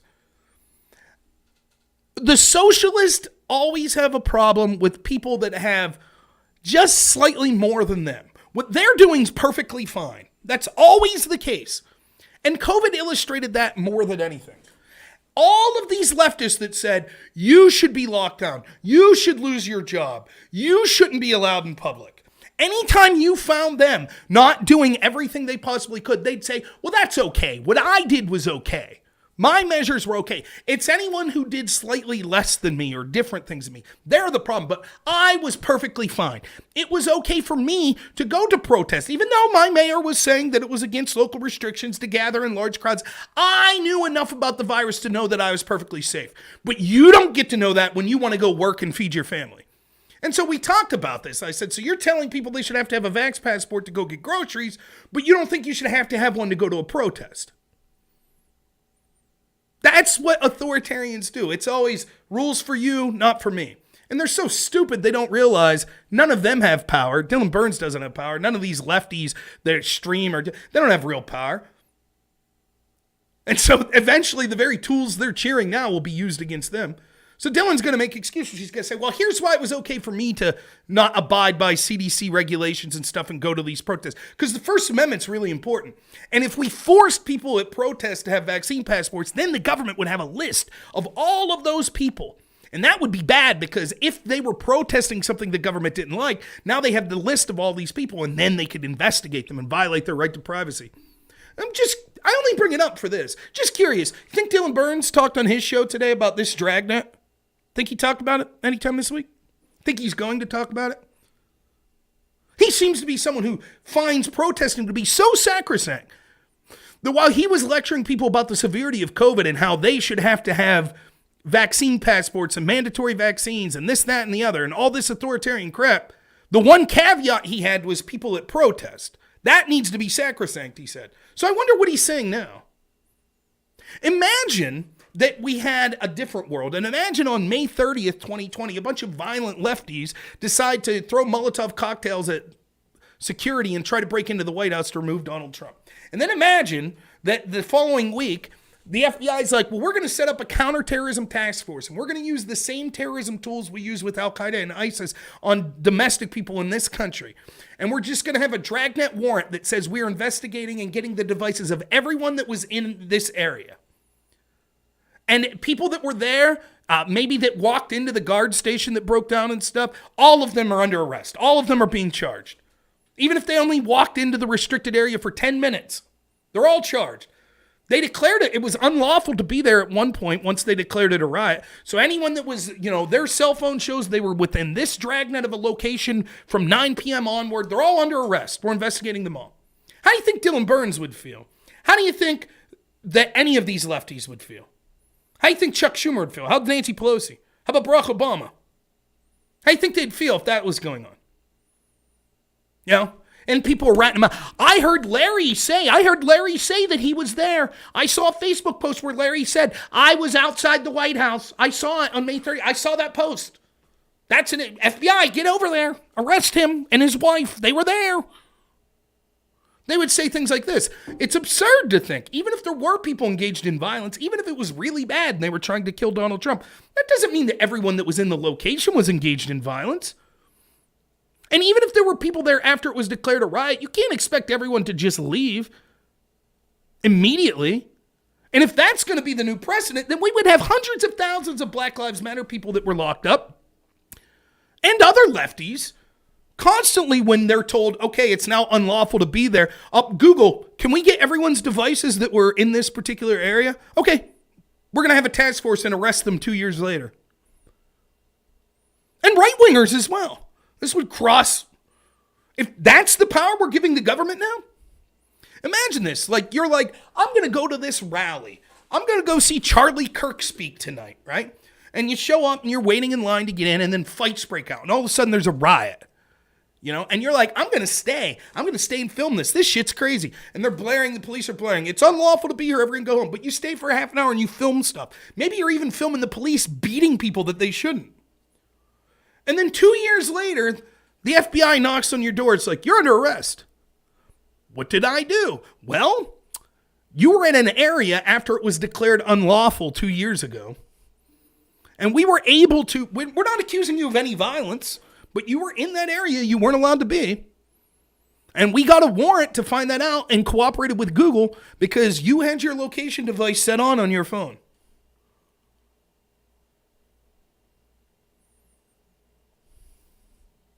And that's literally what's going on with January 6th. By the way, we're going to lock you up and throw away the key, and you're not going to have a speedy trial. We're going to try to put you in for like 12 months to 2 years. Even though you didn't do anything violent, we're not even accusing you. And you're going to be in despicable conditions and treated as persona non grata.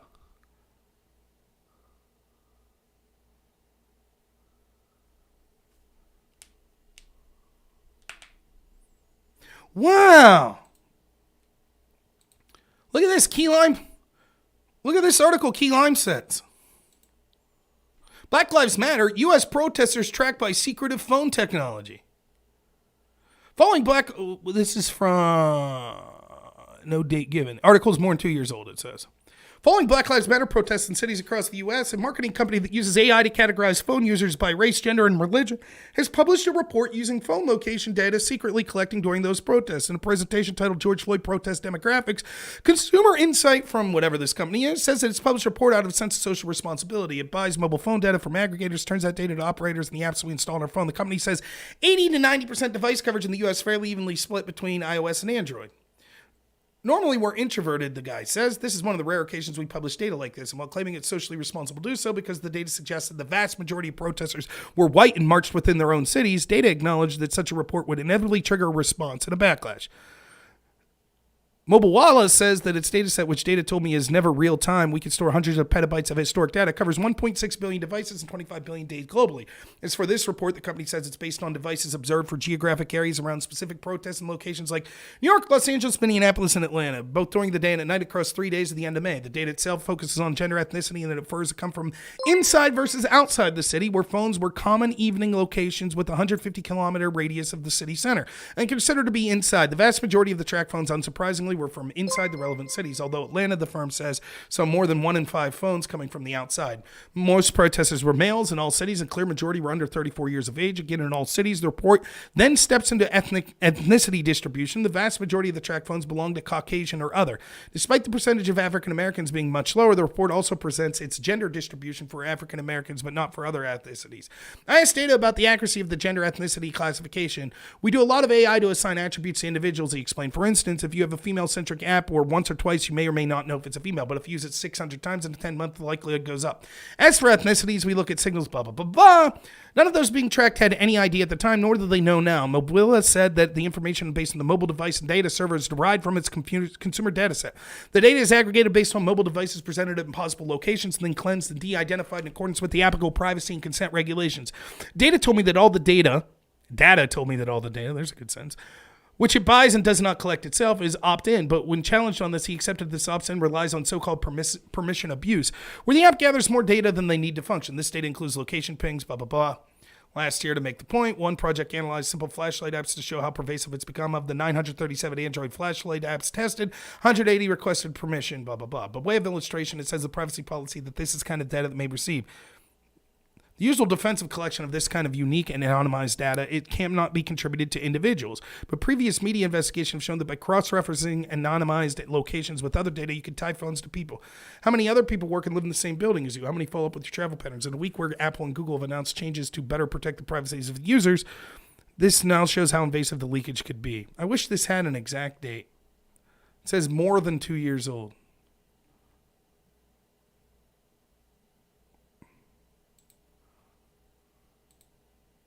There we go. June 26, 2020. Interesting. So there you have both sides do it, Key Lime. Great job, Key Lime. Great job. See? They collected anonymous data from Black Lives Matter that wasn't specific to them, nor was it given to law enforcement as a reason to have a warrant to investigate thousands of people to then lock them up and have one of the biggest terror investigations in the history of the agency targeted domestically at people that they didn't like politically. But hey, both sides do it, right? I wonder, is Forbes writing an article today? Is this author see the problem?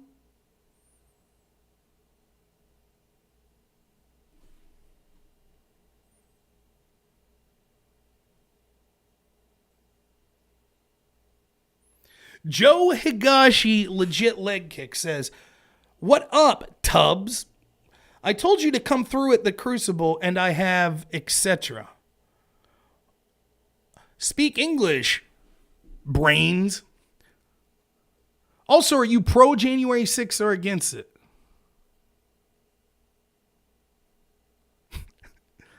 I guess listen, asshole.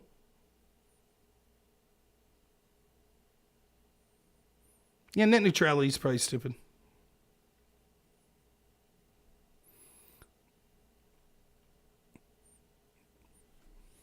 There used to be a lot of lefties that talked about privacy concerns. They're absolutely right. A lot of people on the right talked about it too. Those people on the left seem to be remarkably silent when those abuses have become, we talk about slippery slopes. If I read this Forbes article, one of the big concerns I would have is like, look, what if they could specify it to an individual and it's not just anonymous groups, but they could find this particular individual was there and knew their location. And what if they used that to investigate them even more? What if they used it as a reason to criminally investigate them? That would be like, and people would say, it won't get that bad. That slippery slope argument's bullshit. Now we're there, and where are the privacy experts for the left?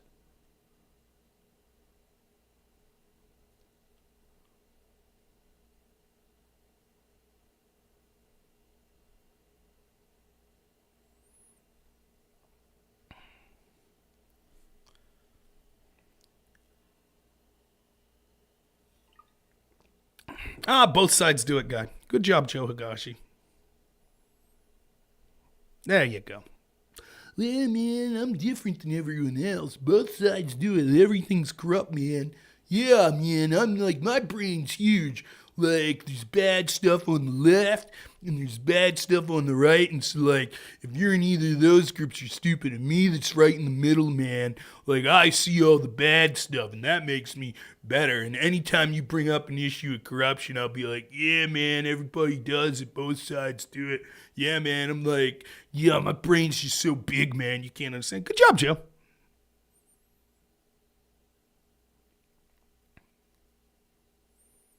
Thanks, your AM Talk Radio. I appreciate it, Matt. Yeah, the system is corrupt at the top level, the Republican and Democratic side. Absolutely, they're concerned with controlling a hegemony on power. It's not just politics, it's also to do with culture, but there is a two-tier system where there are basically the establishment haves and those, the rest of us, that are the have-nots, and they seek to maintain and further consolidate their power. That is true amongst people that are Republican and Democrat at the top level, but it is undoubtable that the reason that they're able to have enough popular support to accomplish that is because they have paid lip service to the left, and the left has won so many cultural battles that they get away with it. For example, if this exact same treatment had been done to left-wingers on May 30th, 2020 that attempted to break into the White House, burn it down, and presumably murder Donald Trump, you would have seen all sorts of people with cultural influence from the left come out and say, this is outrageous. They're just dragnet getting everyone's location and arresting nonviolent people. There would be marches in the streets. There would be wall-to-wall coverage on the mainstream media about how terrible this was. But when it happens to the right, or to Trump supporters, because they're evil and all of the culture and the people that influence culture, so many of them say they're evil, they're terrible, they're racist, they're horrible, then it's okay. They get away with it. Yes, Keelan, I think that the FBI didn't want proper security because the Democrats and the establishment, it is evident the entire Trump's presidency that the FBI is just more of an establishment bureaucracy. Chuck Schumer warned before Trump was even sworn in that Trump criticizing them was stupid because they'd find 6 ways from Sunday of getting back at him. So the Jeff Flakes, the John McCains, the Mitch McConnells, etc., they never wanted Trump. They thought he didn't have a chance. There was this wave of populism that was going on in 2015, 2016. And the two big mistakes that the establishment made was Brexit and the 2016 presidential election. And in both cases, they were like, listen, we have to have a pressure relief valve. We need to give people the illusion that they have a choice. So we'll allow them to vote, right? But we don't have to rig the vote. All we have to do is understand that if we put enough spin out there, that our side will win. And so with Brexit, the BBC and everyone with a voice was like, Brexit's stupid. Oh my God, it's racist. It's terrible. And they lost. And with the Trump, it was Trump on the right and Bernie on the left that were both fueling populism. And so they screwed Bernie in the primary, the Democrat primary. And they're like, okay, it'll be Hillary versus Trump. Hillary crushes him. The New York Times was saying like a week before the election, Hillary had a 99% chance to win. They thought they had it in the bag. They didn't. And then it was, oh shit. Same with Brexit. And so it's like, well, we can't allow Trump to govern as he sees fit. We can't allow Brexit to happen. So what are we going to do? And they had different solutions to both of those problems. So they constantly were trying to demonize Trump and Trump people. In fact, even before January 6th, it was evident, right, that the playbook from the establishment was to keep downplaying violence from the left. And I was on here saying for months before the election and before January 6th, I said, if people in establishment powers keep saying it's no big deal for lefties to get violent and riot, inevitably someone on the right will do it. And when that happens, the left is going to lose their fucking minds. I said it over and over and over. Go back and listen to, I remember a long time ago, like maybe 2018 or 2019, I saw this interview with Richard Spencer. And they asked Richard Spencer, what do you chalk up to more people, basically you recruiting more people or more people finding you influential? He was like, simple, Black Lives Matter. Why? Well, because when you have one group and the Ibram Kennedys and white fragility and all this shit that becomes mainstream that says white people are evil, they're terrible, and we're going to have a group that's saying, white lives matter is racist and blah, blah, blah, blah, blah, blah. Inevitably, they're playing identity politics. Inevitably, the other side says, okay, we'll play identity politics too. That's what happened. So when you balkanize people based on race on one particular racial group, you make it more likely that other racial groups balkanize the same way. Because eventually they'll start to realize, geez, if every race balkanizes except our race, we're going to be at a huge disadvantage. Now that doesn't matter to people that are relatively well off. I don't give a shit. I'm not even that well off. I don't care. I balkanize based on other things, being rural, coming from a rural area where that no one gives a shit about. That's where my focus is. But it was inevitable. It's the same here. If you tell one side over and over, the violence is, it's justified. It's not that bad. It's mostly peaceful. Inevitably, the other side will say, geez, look at that. Look at all the violence that was occurring. Basically, no consequences occurring for the violence. And not only that, at one point, Black Lives Matter was amongst the most popular, universally accepted institutions that you could pull people on. Everybody, Black Lives Matter. Even people that were have no interest in politics were like, holy shit, what happened to George Floyd was terrible. I see their point. But of course, they played their card too much, and it turned out they were a bunch of scam artists that were running Black Lives Matter, the organization, and a bunch of violence occurred, and average people were like, okay, this shit's getting crazy. But it was inevitable that was part of what was going on. It wasn't, the deal the Democrats were making was basically, you fucked up. You should have voted for us. And because you didn't, you're going to have pandemic, lockdowns, all this shit. You're going to have violence in your street and riots and stuff like that. Next time you'll vote for us, and then that stuff will stop. And I said, well, okay, now that Biden wants, all of a sudden, now you won't see these mass riots like you've seen. You won't see it. Is that weird how that just went away like that? Interesting. Did Black Lives Matter achieve all their agenda? Is there no longer systemic racism? No. They just there's a Democrat in charge. They know damn well that if they charge the White House fence like they did May 30th, 2020, they know it ain't going to be the same. Like slap on the wrist, New York Times writers threaten to walk out. Ain't going to happen. They know it. So they'll bide their time.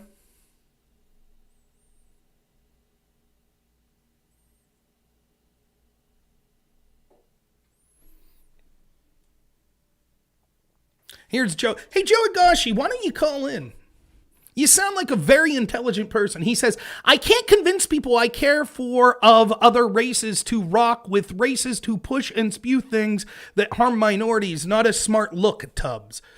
First, it appears that English isn't your strong suit, Mr. Big Brain. Second, I've actually debated Richard Spencer and done more to criticize white nationalists as disgusting pieces of shit that they are than you ever will, including on the Crucible that you sought to talk about. The point I'm trying to make is when you have disgusting racists like Louis Farrakhan, it feeds on disgusting racists like Richard Spencer and vice versa.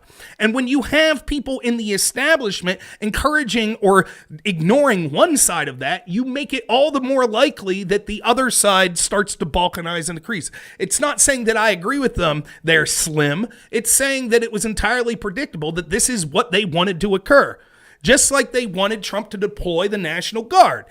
All of these Democratic mayors and governors were like, oh no, we're not going to send more police out. Just let them riot. They wanted Trump to deploy the National Guard, which he should have. But as soon as he did it, then they would have said, see, Trump's a tyrant. There he is. He's declaring martial law. He's sending in the military. Oh my God, what a tyrant.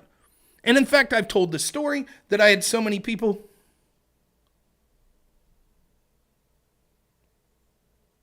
Yes, the Dems have embraced Farrakhan.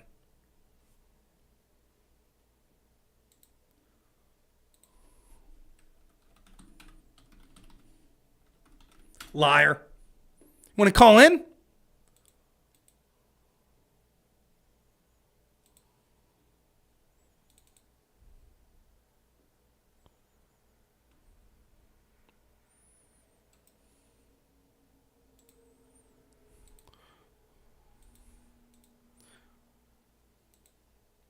The Dems never embraced Farrakhan.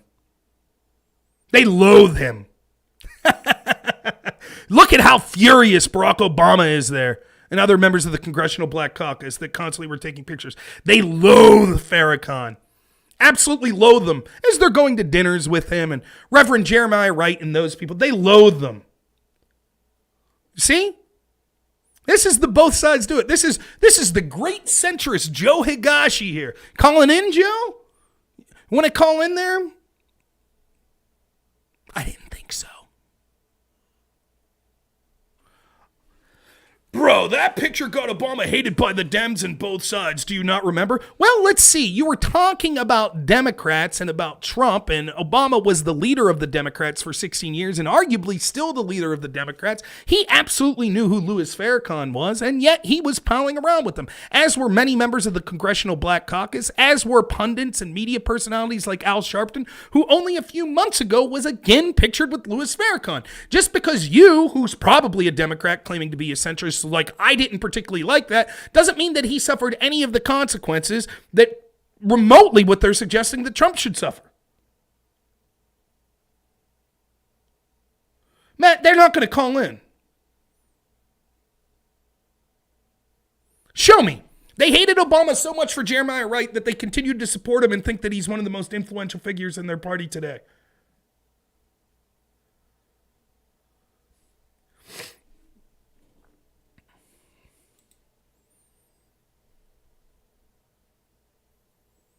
I don't know, Joe. I'll tell you what, Joe.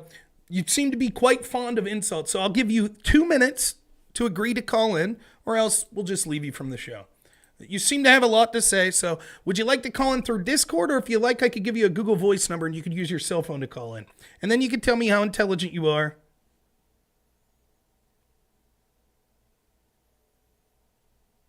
Obama had to disavow him hardcore. Yeah, was he considered a racist? Was Obama called a racist?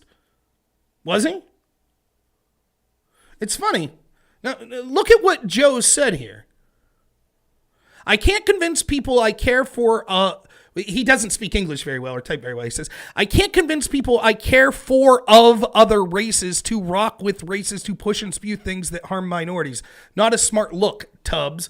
Implying that I was the one who said that. I didn't. And then he said, no, I'm talking about Trump, right? He says, glad you did when I said that I condemn races. I'm just saying Trump shouldn't have rocked with him and that the Dems have never embraced Farrakhan at all. That's a lie. I showed that prominent Dems like the Congressional Black Caucus and Obama embracing Farrakhan, at least as much as Trump supposedly embraced Fuentes or David Duke or anyone like that. So he went from Democrats never embraced them. So, Joe, just to be clear, as you're continuing to make more weight jokes, can we see a picture of you, by the way? Mr. Legit Leg Kicks. You can call in? Another anonymous internet tough guy who seems to be very opinionated that won't call in when given the chance. He probably doesn't have access to a computer or a cell phone like everyone else that runs their fucking mouth and then avoids calling in when they're called out, right? I would, but I can't because, I'm in a library right now and I can't actually talk.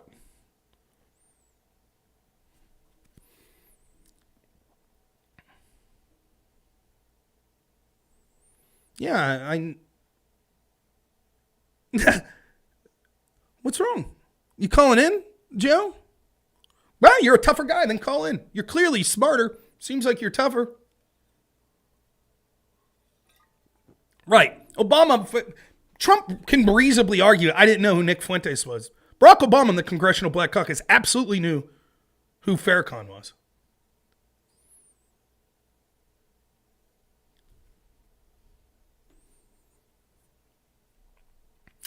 Joe, you got 1 minute to agree to call in.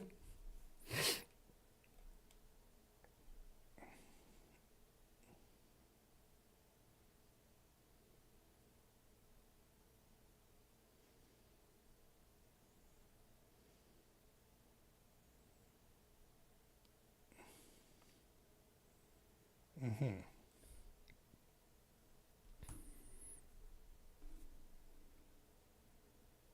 Yeah, we're buds. Good point. Not going to call in. Well, Joe, you were given a chance. So maybe I'll mod you. I do appreciate it. But you're clearly smarter than me, tougher than me. Absolutely true. So I'll mod you here. I think that that's worth doing. Let's give Joe Higashi a mod. Oh, shit. My fat finger accidentally hit ban. My bad. I guess I should have went in that diet. Thanks, bud.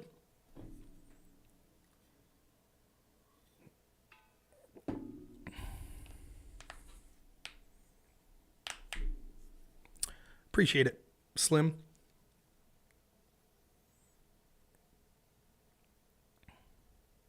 Damn these fat fingers.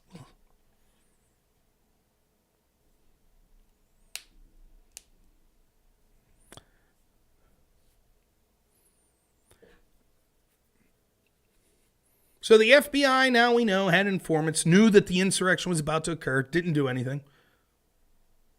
They set up dragnets afterwards. No one gives a shit. No one on the left. Meanwhile, what are they on today? He's bantering. I'll ban the fat trash talking dude already. Me? I'm fat trash talking dude. I could ban myself.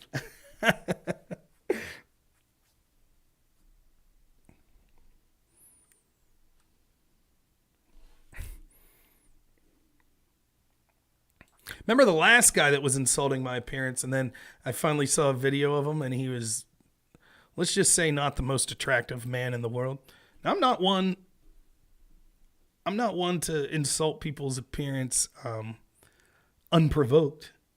But I always think it's funny when anonymous people, it's very Groyper-esque. The Groypers did that. Oh, you're fat and blah, blah, blah, blah, blah. We're all about the trad life. It's like, oh, so you're married? No. Oh, you have kids? No. Okay.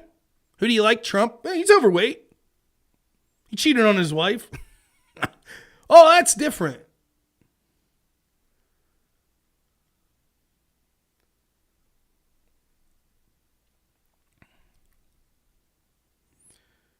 So at the same time that we now see that the FBI was engaged in these unconstitutional dragnets, treating everyone that was even on the premise in 4.5 hours as a criminal, and the FBI apparently had prior knowledge of this insurrection, but neglected to have adequate security that was at the White House or communicate to get adequate security.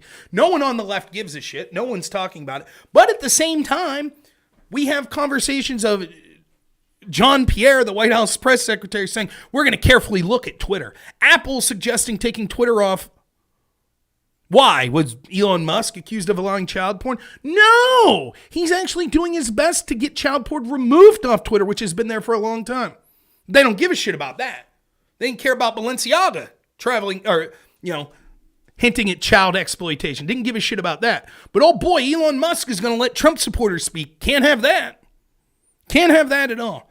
And one of the most insane, devastating, I've seen, keep in mind that left-wing people in the establishment, Democrats, they don't know how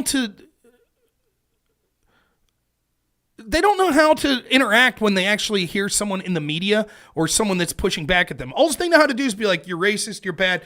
When someone in the media asks them a tough question, they're flabbergasted because they're like, you're supposed to be our propagandist. That's what you're supposed to be. Listen to this. What is it? National Security Advisor? Or what's his position? John Kirby. Listen to this exchange from Marcia McCallum, who's not even fantastic or anything, but listen to this exchange. Let me move this for a second. From today. General, and we've been clear about this all around the world. We want individual citizens, no matter what government they live under, to be able to communicate freely and openly, transparently and reliably. And we've made that clear with respect to Iran, and we certainly continue to make that clear here with respect to China. You made that clear to Apple?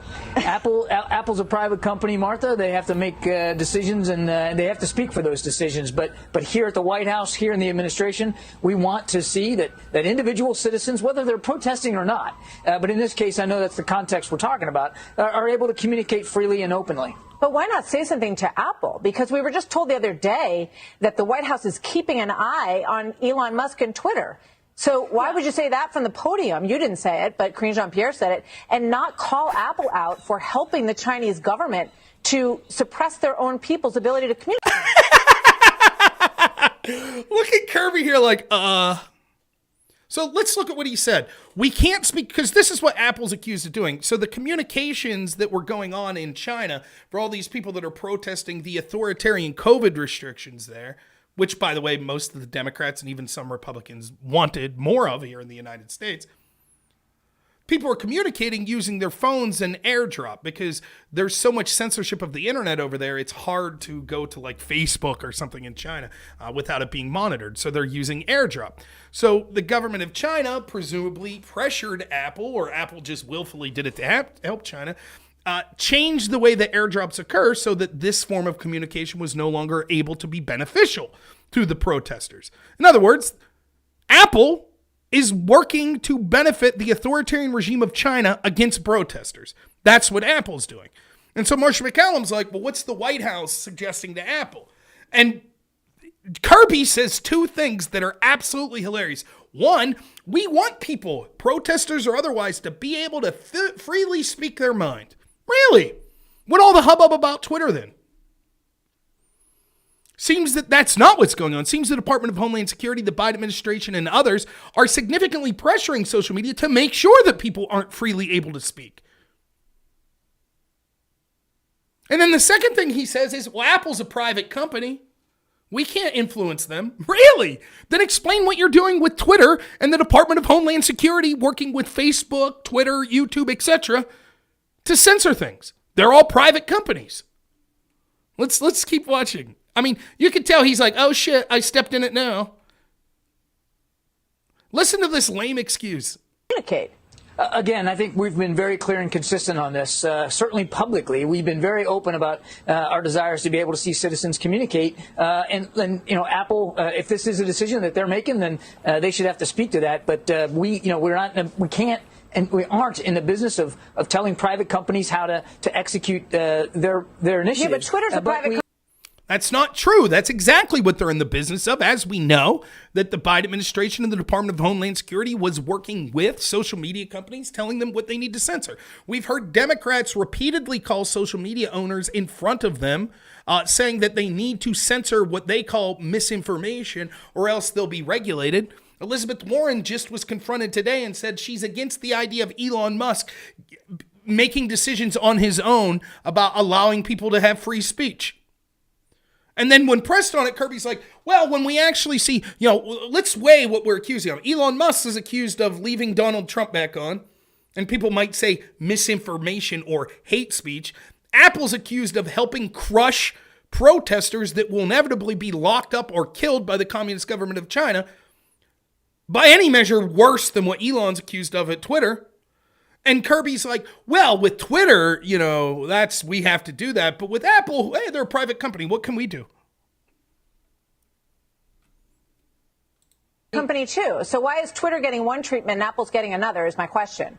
Well, these are completely two different circumstances. You're talking about the potential. Well, you're talking about the potential for perhaps foreign investment and involvement in the management of Twitter. That's a different issue than what we're talking about here, which is a business decision by Apple with respect to.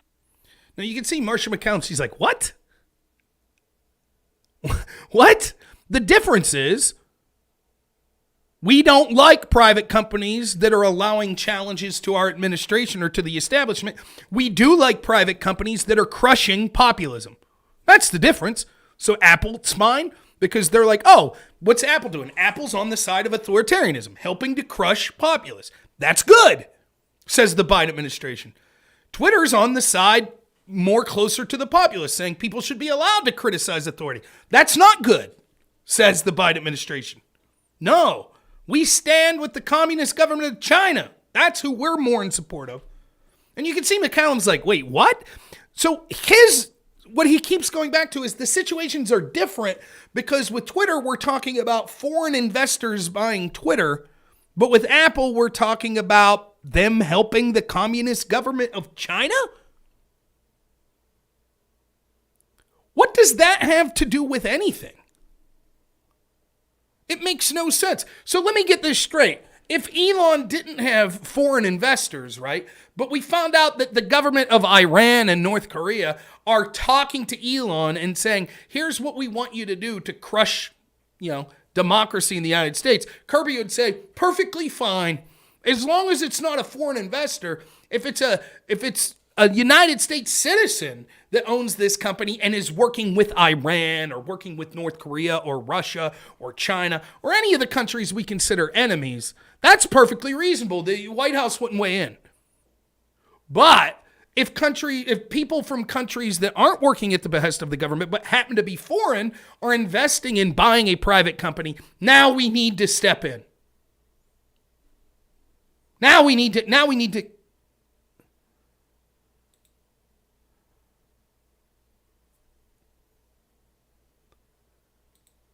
I mean, it's absurd. He can't even say, like, even Martha McCallum's like, wait, what? This explanation makes no sense. To how one of their applications is being utilized. Certainly they're getting influenced by a foreign government, and that government is China. And Apple's policies, they've changed policies specifically for China when it comes to what they put on their phones. Right. I mean, that seems like something that the White House ought to be able to keep an eye on. I certainly think that's a fair question to ask Apple and try to make them communicate why they did this. But I'm asking, has the White House done that? Have you reached out to them as a matter of national security, since we obviously have national security concerns with China, who they seem to be aiding in this process? Sure. I don't have any communications to speak to specifically with Apple executives. Again, it's a private company. They make these policies, and they should have to answer for that. What we want to see is that citizens are reliably able to communicate, whether it's a time of crisis or not. Yeah, but I go back to this same thing, because we were just told that the White House will keep an eye on Twitter because they're concerned about the new Twitter 2.0 that Elon Musk is putting in, where he wants more free speech on Twitter. So they're going to keep an eye on Twitter, and yet you're taking a hands-off approach. You say there's been no communication with Tim Cook at Apple about this process in China with the Chinese government? Martha, I'm not aware that there's been any conversations. I mean, the truth is, it really is as simple as Twitter's doing things that could allow people to criticize the establishment. Apple's doing things that will help protect the establishment. But if you want to, if you don't want to delve to that deep a level in it, okay. Twitter's offering to allow more people to speak, and Apple's trying to censor more people. And the government's like, we don't have a problem with the private business censoring more people, but we do have a problem with them allowing more people to speak. That's what Kirby's saying here. That is the Biden position. That's their position. Until they workshop it, and then they could come out, and mark my words, in the next week or two, they'll come out finger wagging. They'll say, well, we didn't really like that Apple did this, and, we talked to them, and Apple will come out and say, oh, our bad, it was all misunderstanding. It was just a misunderstanding. And they'll brush it under the rug, and then they'll start saying, but we need to investigate Elon. We need federal investigation of Elon. We need to make sure, we need regulations at Twitter now. Specifically with Apple on this particular issue, it's a private company. And as for Twitter, again, Martha, these are apples and oranges. We're talking about potential foreign investment issues, and I have nothing to report in terms of any investigations in that regard. But that was the general concern with respect to Mr. Musk's purchase of Twitter. That wasn't just the general concern.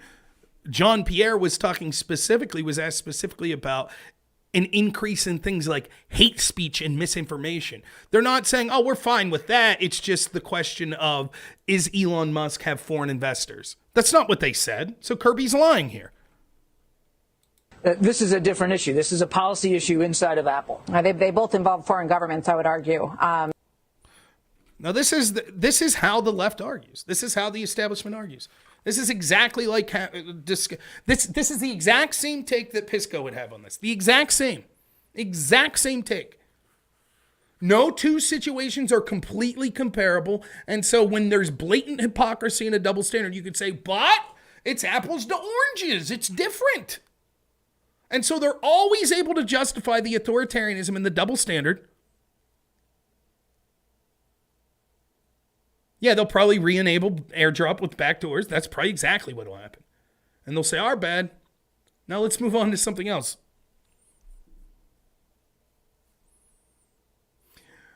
Apple's came out now and we're like, okay, we're not going to take Twitter off the App Store.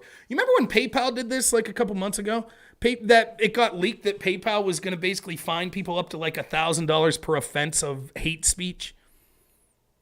And then everyone was like, wow, deactivate your PayPal. And PayPal was like, no. That was misinformation. That was just some random employee that wrote something. We don't know how it got into our official policy. We're removing that. And then quietly, like 3 weeks later, they just put it back in. They just lied to you. Oh, no, it was an accident. As if that's feasible. As if PayPal's being ran like your local mom and pop bakery, and you're walking past the bakery and you see a sign. It's like, holy shit, 3 for $1 donuts. And you go in and the woman's like, no, that was our son, Larry. He wrote that on the board. We can't give 3 for $1 donut. We can't do that. That's not how PayPal operates. Anytime they update their terms and service, it goes through a litany of lawyers, corporate people.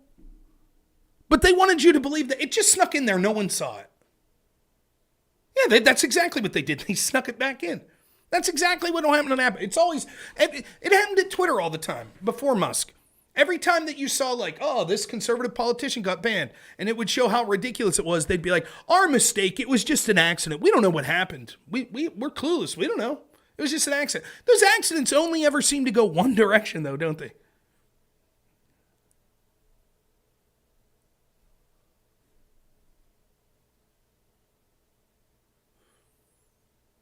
So where are we at? The whole January 6th narrative collapses. We haven't even got to the good shit yet.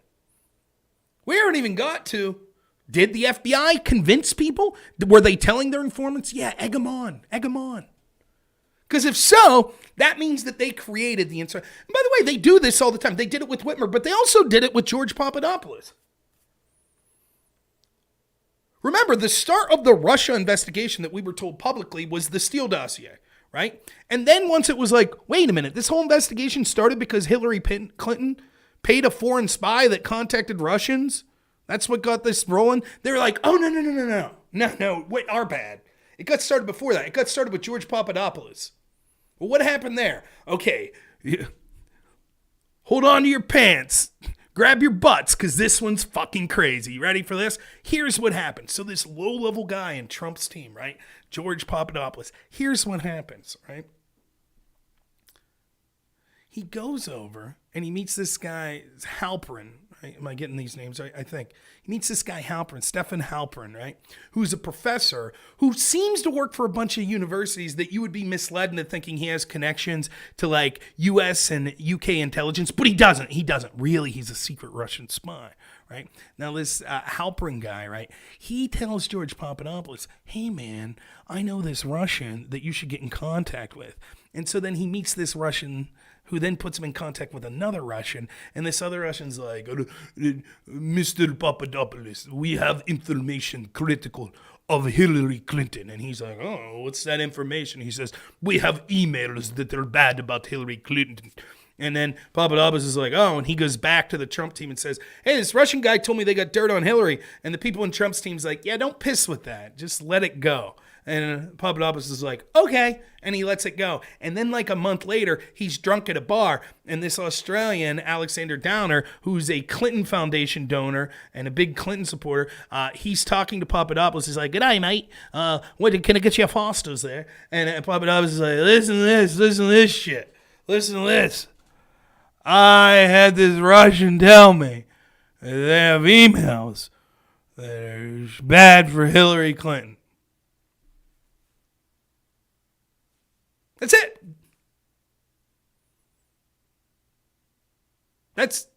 I'm sorry, it was Joseph Mifsud, not Stefan Halper. Joseph Mifsud, the Maltese professor, that got him in touch with the Russians. That's the whole story. So some low-level drunk guy said that he heard Russians had emails that were bad for Hillary, and the Trump team told him not to investigate anymore. That's it. Yep, that's it. That's the start of the Russia investigation. But what we're going to find out is, well, okay, according to the FBI's narrative, according to their narrative, the central figure that started the entire Russia collusion investigation was a man by the name of Joseph Mifsud, who was a Russian spy operating at a high-level Western university, trying to infiltrate the Trump administration or presidential candidates. Now, the FBI interviewed Mifsud twice and said that he lied to them several times. Now, surely you would say, well, they charged Papadopoulos for allegedly lying, and they charged Manafort for allegedly lying, and they charged Roger Stone for allegedly lying, and they went after Mike Flynn and tried to charge him for allegedly lying. So surely, if they're going to charge someone like Flynn that was actually a U.S. hero and a military vet, even if he did something that was wrong, surely, and that was lying, surely they would charge a Russian spy at the center of all this. No, they didn't. They let him go. Well, that's odd. You mean the central spy and the central to all of this? They had dead to rights, not only being the spy, but actually lying to the FBI, and they chose not to charge him. They charged 12 Russian trolls that posted on Pokemon Go and Facebook, but they didn't charge the Russian spy that was at the center of it. Because what happened is, and what we're going to find out, and it's the worst kept secret in the world, is Joseph Mifsud was operating at behalf of intelligence agencies, but it wasn't Russia. It was the West. Just like with Whitmer, what they tried to do was they tried to get people to Trump, and we're like, let's goad them into committing what we think would be a crime. Papadopoulos also said at one point they gave him a briefcase full of cash when he was flying back home, and then when he got off the plane, he was immediately arrested by the feds, only to find out that he didn't bring that briefcase full of cash because he knew he was being set up. Somehow the feds were tipped off when he got off the airplane. Isn't that interesting?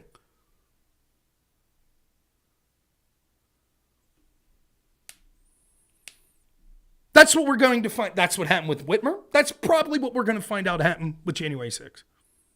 The feds convince people to do the crime, and then they're like, look at that. Look how horrible that crime is. Now that justifies us doing all this heinous shit. That would mean that if there was an insurrection, as the left believes, it was planned by the feds. They won't care, though. Just like Russia collusion was the biggest story for 4 years. You mean to tell me that a presidential campaign, high-level politician, was colluding with Russians to get disinformation, to help harm their opponent, win an election, and take down their political rivals? That's horrible. Democrats called it an act of war. Many Democrats. That's what they said. It was an act of war. It was an attack on our democracy. That's what Russia collusion is. We need investigations. And now we know there actually was Russia collusion.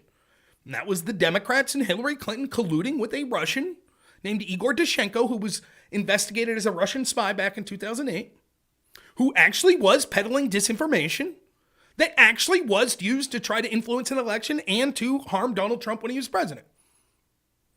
And that collusion went as high up as the FBI, who paid Igor Dushenko, even though they were unable to confirm the things he was saying. And later, when they tried to investigate after getting 1 or 2 warrants, found out that it was all bullshit. Actual, honest to goodness, Russia collusion, paid for by Hillary and the DNC, paid for by the FBI, used to spy on a president, and all of a sudden no one gives a shit about Russia collusion anymore. For 4 years, we were told it was the biggest story in the world.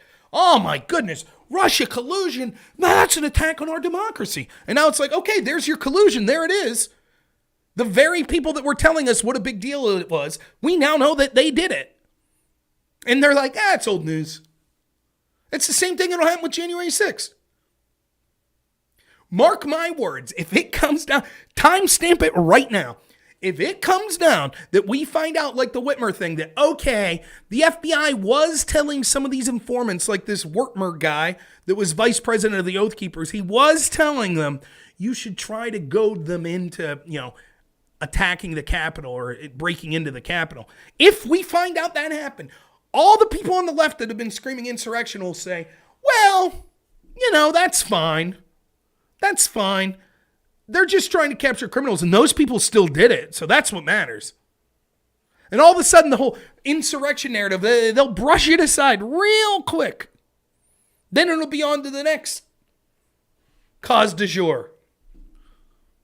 Yeah, Kanye eating dinner with Trump. Did you hear Paul Pelosi was attacked? Oh, the details didn't go the way they wanted? Yep. Yeah. Move on to the next one. Always the case. And they don't want to debate it. They don't want to discuss it because they know they'll get wrecked. They have no defense for it. None. You have people like, by the way, if someone's watching me on Twitch, can you type something? Because I'm not seeing any comments from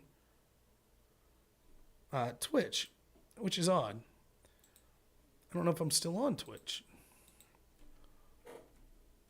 Weird. Let's see.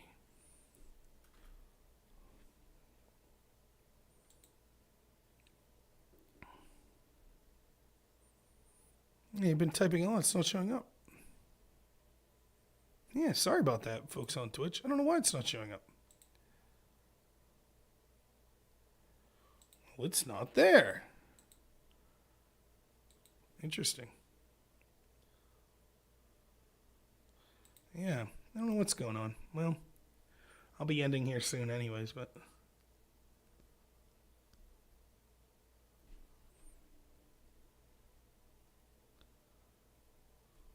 I see you on Twitch now.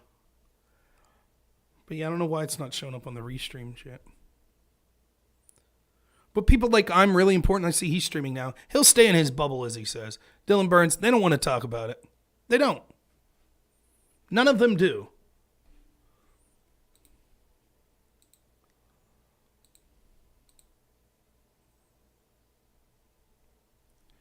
You know, there's one other thing that I want to say before I'm going to wrap up. So that's where we're at. All of those stories. The censorship, Apple censoring actual protesters. We know that the government's censoring people. You know, them freaking out that Twitter might become more free speech. Not total free speech, but more. Them not liking that. Them using all sorts of violations of your civil rights to have a dragnet to accuse anyone who is in the area of committing a crime to get warrants of them. Them knowing, allegedly having informants that were here, or that was embedded with groups like the Oath Keepers, that they're now testifying, oh my goodness, it showed that they were doing an insurrection. But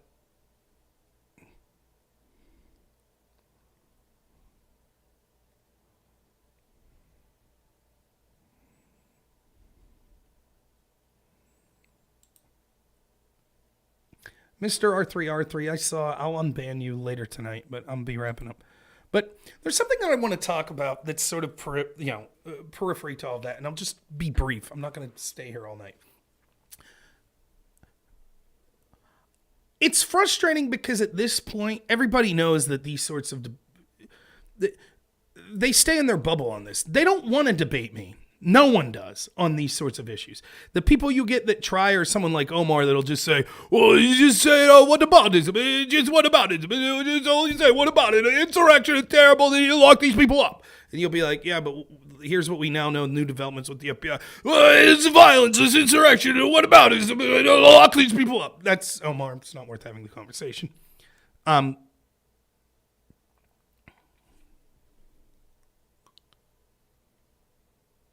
Right, if you've won, why debate? Right. The debates that I've been getting lately, I gotta be honest, don't interest me that much. Here's some topics that I had that people suggested possible debates here lately. Flat Earth. The lost city of Atlantis. My friend Sparky was offered this debate and needed a partner for, if we could eat meat, we should be allowed to sleep with animals, have intercourse with animals. Christian nationalism, which I've debated several times.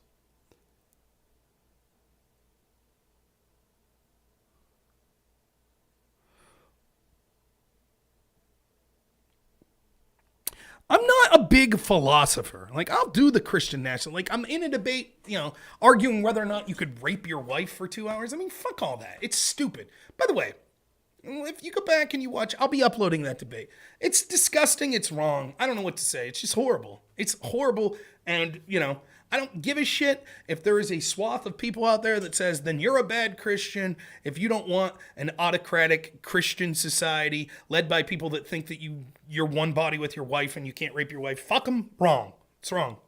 That's it. Doesn't mean I hate BPF or anything like that. It's just wrong.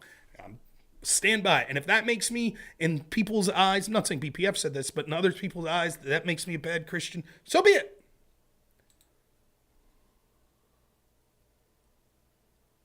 That's how I feel. I'm unapologetic about that feeling, as I've been through other issues. Okay, I'll give you something other than black pill before I log off. But it's just becoming, for the type of content that I want to do, like talking about politics. My issue is corruption. I'll talk about other issues, but no one wants to talk about my issue. Ever. Ever. Because what I've learned is no one can defend it. People on the left are just like, I'm not going to talk about it because it just makes my side look bad. Because they're complicit with it. They understand, this corruption benefits my side right now. So they're totally fine with it. Yeah, thanks, Keelan. I could take that firm stance. And people on the right, it's like, well, why even talk about it? And what happens is you end up talking about these big issues that it's not that I don't think are important, but we're talking about the macro issues and never the micro issues, as if the micro issue doesn't matter. So it's like, what we need is Christian nationalism. That'll fix it. That'll fix everything. Or I even talk, I'm like, cultural fixes and things like that. But for me, it's indicative of why the right loses the control of the narrative on so many of these issues. Like COVID authoritarianism, or the January 6th stuff, or the Russiagate. Things I talk about all the time. It gets boring just talking to myself and talking about these issues all the time. But the problem is, once you give it up, it's like, well, what we need is more masculinity. What we need is more Christianity. And then they get away with that shit. It's like, good luck. I hope you get that, because if not, they've gotten away with it. Because no one's holding them accountable. Now, I'm not saying, had I debated more people on Russiagate, things would have been different as far as how, corruption being held to account and things like that.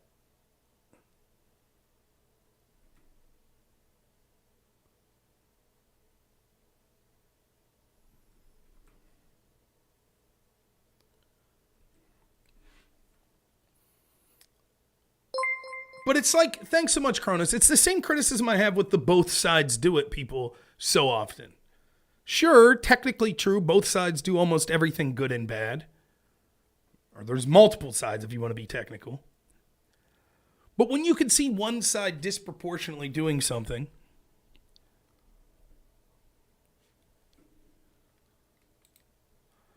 saying both sides do it just makes you feel like, it elevates you. Like you're like, I'm above the fray. Side A says this and side B says that, but I won't be either side. Therefore, I'm above them. No. Sometimes maybe. Sometimes it just means you're an ass.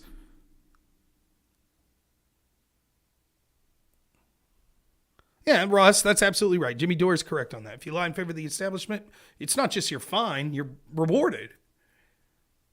If you criticize them, you're censored. So, I don't know. It's just something like, I just get like a lot of these interactions and offers that I have lately. This guy next week, he'll debate me on January 6th stuff, but I have to talk about policy for an hour. What do you think that's going to be like? Rob, this is why we should have Medicare for all. Like, we need Medicare for all, and this is why we need more stimulus. Universal, what do they call it? The money that they want to give. Let's do that. Send $1,000 to everyone every month. That's the sort of policies. That's the sort of policies we want to talk about. I haven't got to the non-black pill yet, man.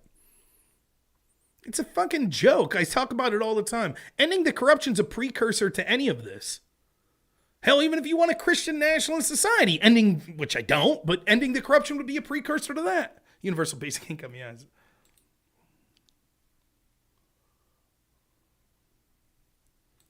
But no one wants to talk about the specific. It's just like, yeah, we all assume there's corruption. The left's like, there's no corruption. And the right's like, yeah, we all assume there's corruption. And no one talks about the specifics of it. And what you don't for me, what's not understood is there's an awful lot of people out there that are like, I assume things are corrupt, but I haven't seen, smoking gun. And instead of reaching out to those people and explaining how bad things are, it's just like, well, we just accept it.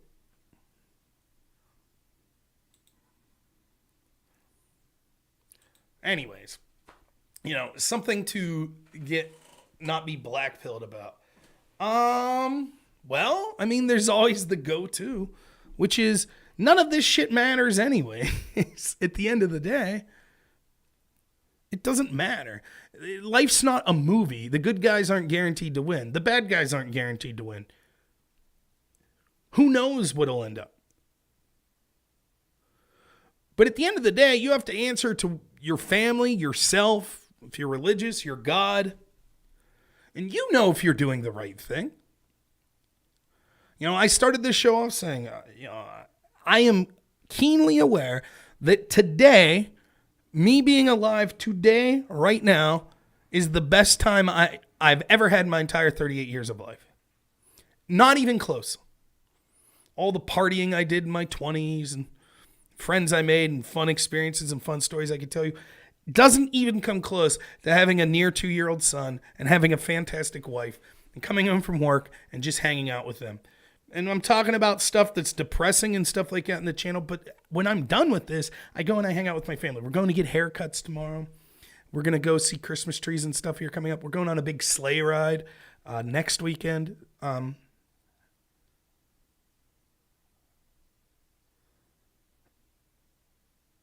Yeah, thanks, Turn. I wouldn't mind checking that out. I got to check Twitch, too.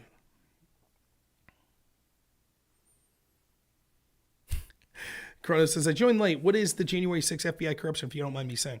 That the FBI has admitted in the trial of this Oath Keeper that they had around a dozen informants throughout various organizations reporting to them for months about this insurrection that was going to occur. And yet, for some reason, the FBI either never communicated to the people in charge with defense of the Capitol or did communicate, and the people with the charge of the defense of the Capitol decided not to do it. So that proves that there's either incompetence or corruption, and it's corruption is what it is, that the people that were tasked, it wasn't something that occurred out of the blue. We're now being told that the FBI was aware that this insurrection was coming for a month out, and they decided not to act.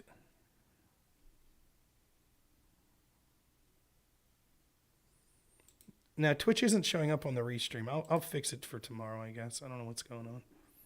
But weird. Thanks, Matt, for the non-black through the super chat, $10. I really appreciate it. Look, it's like, I know it sounds cliche, but I honestly mean this. Like, you do what you can. Like, imagine this. Imagine like that you volunteer at a soup kitchen every week, right? All right, once a month you get down to the soup kitchen and you volunteer, right? And some asshole like me is like, homelessness is getting worse. These people are getting worse. The fentanyl crisis, and probably some of those people you serve will OD within the next year, and blah, blah, blah, blah, blah. And that's probably true. But you can get blackpilled? Are you like, well, that's it? I'm not making a difference. No, I don't think so. That's how I feel with this stuff. I have my life. I have my family. You all do too. I'm comfortable with what I'm saying. I'm comfortable that I'm trying to do the right thing.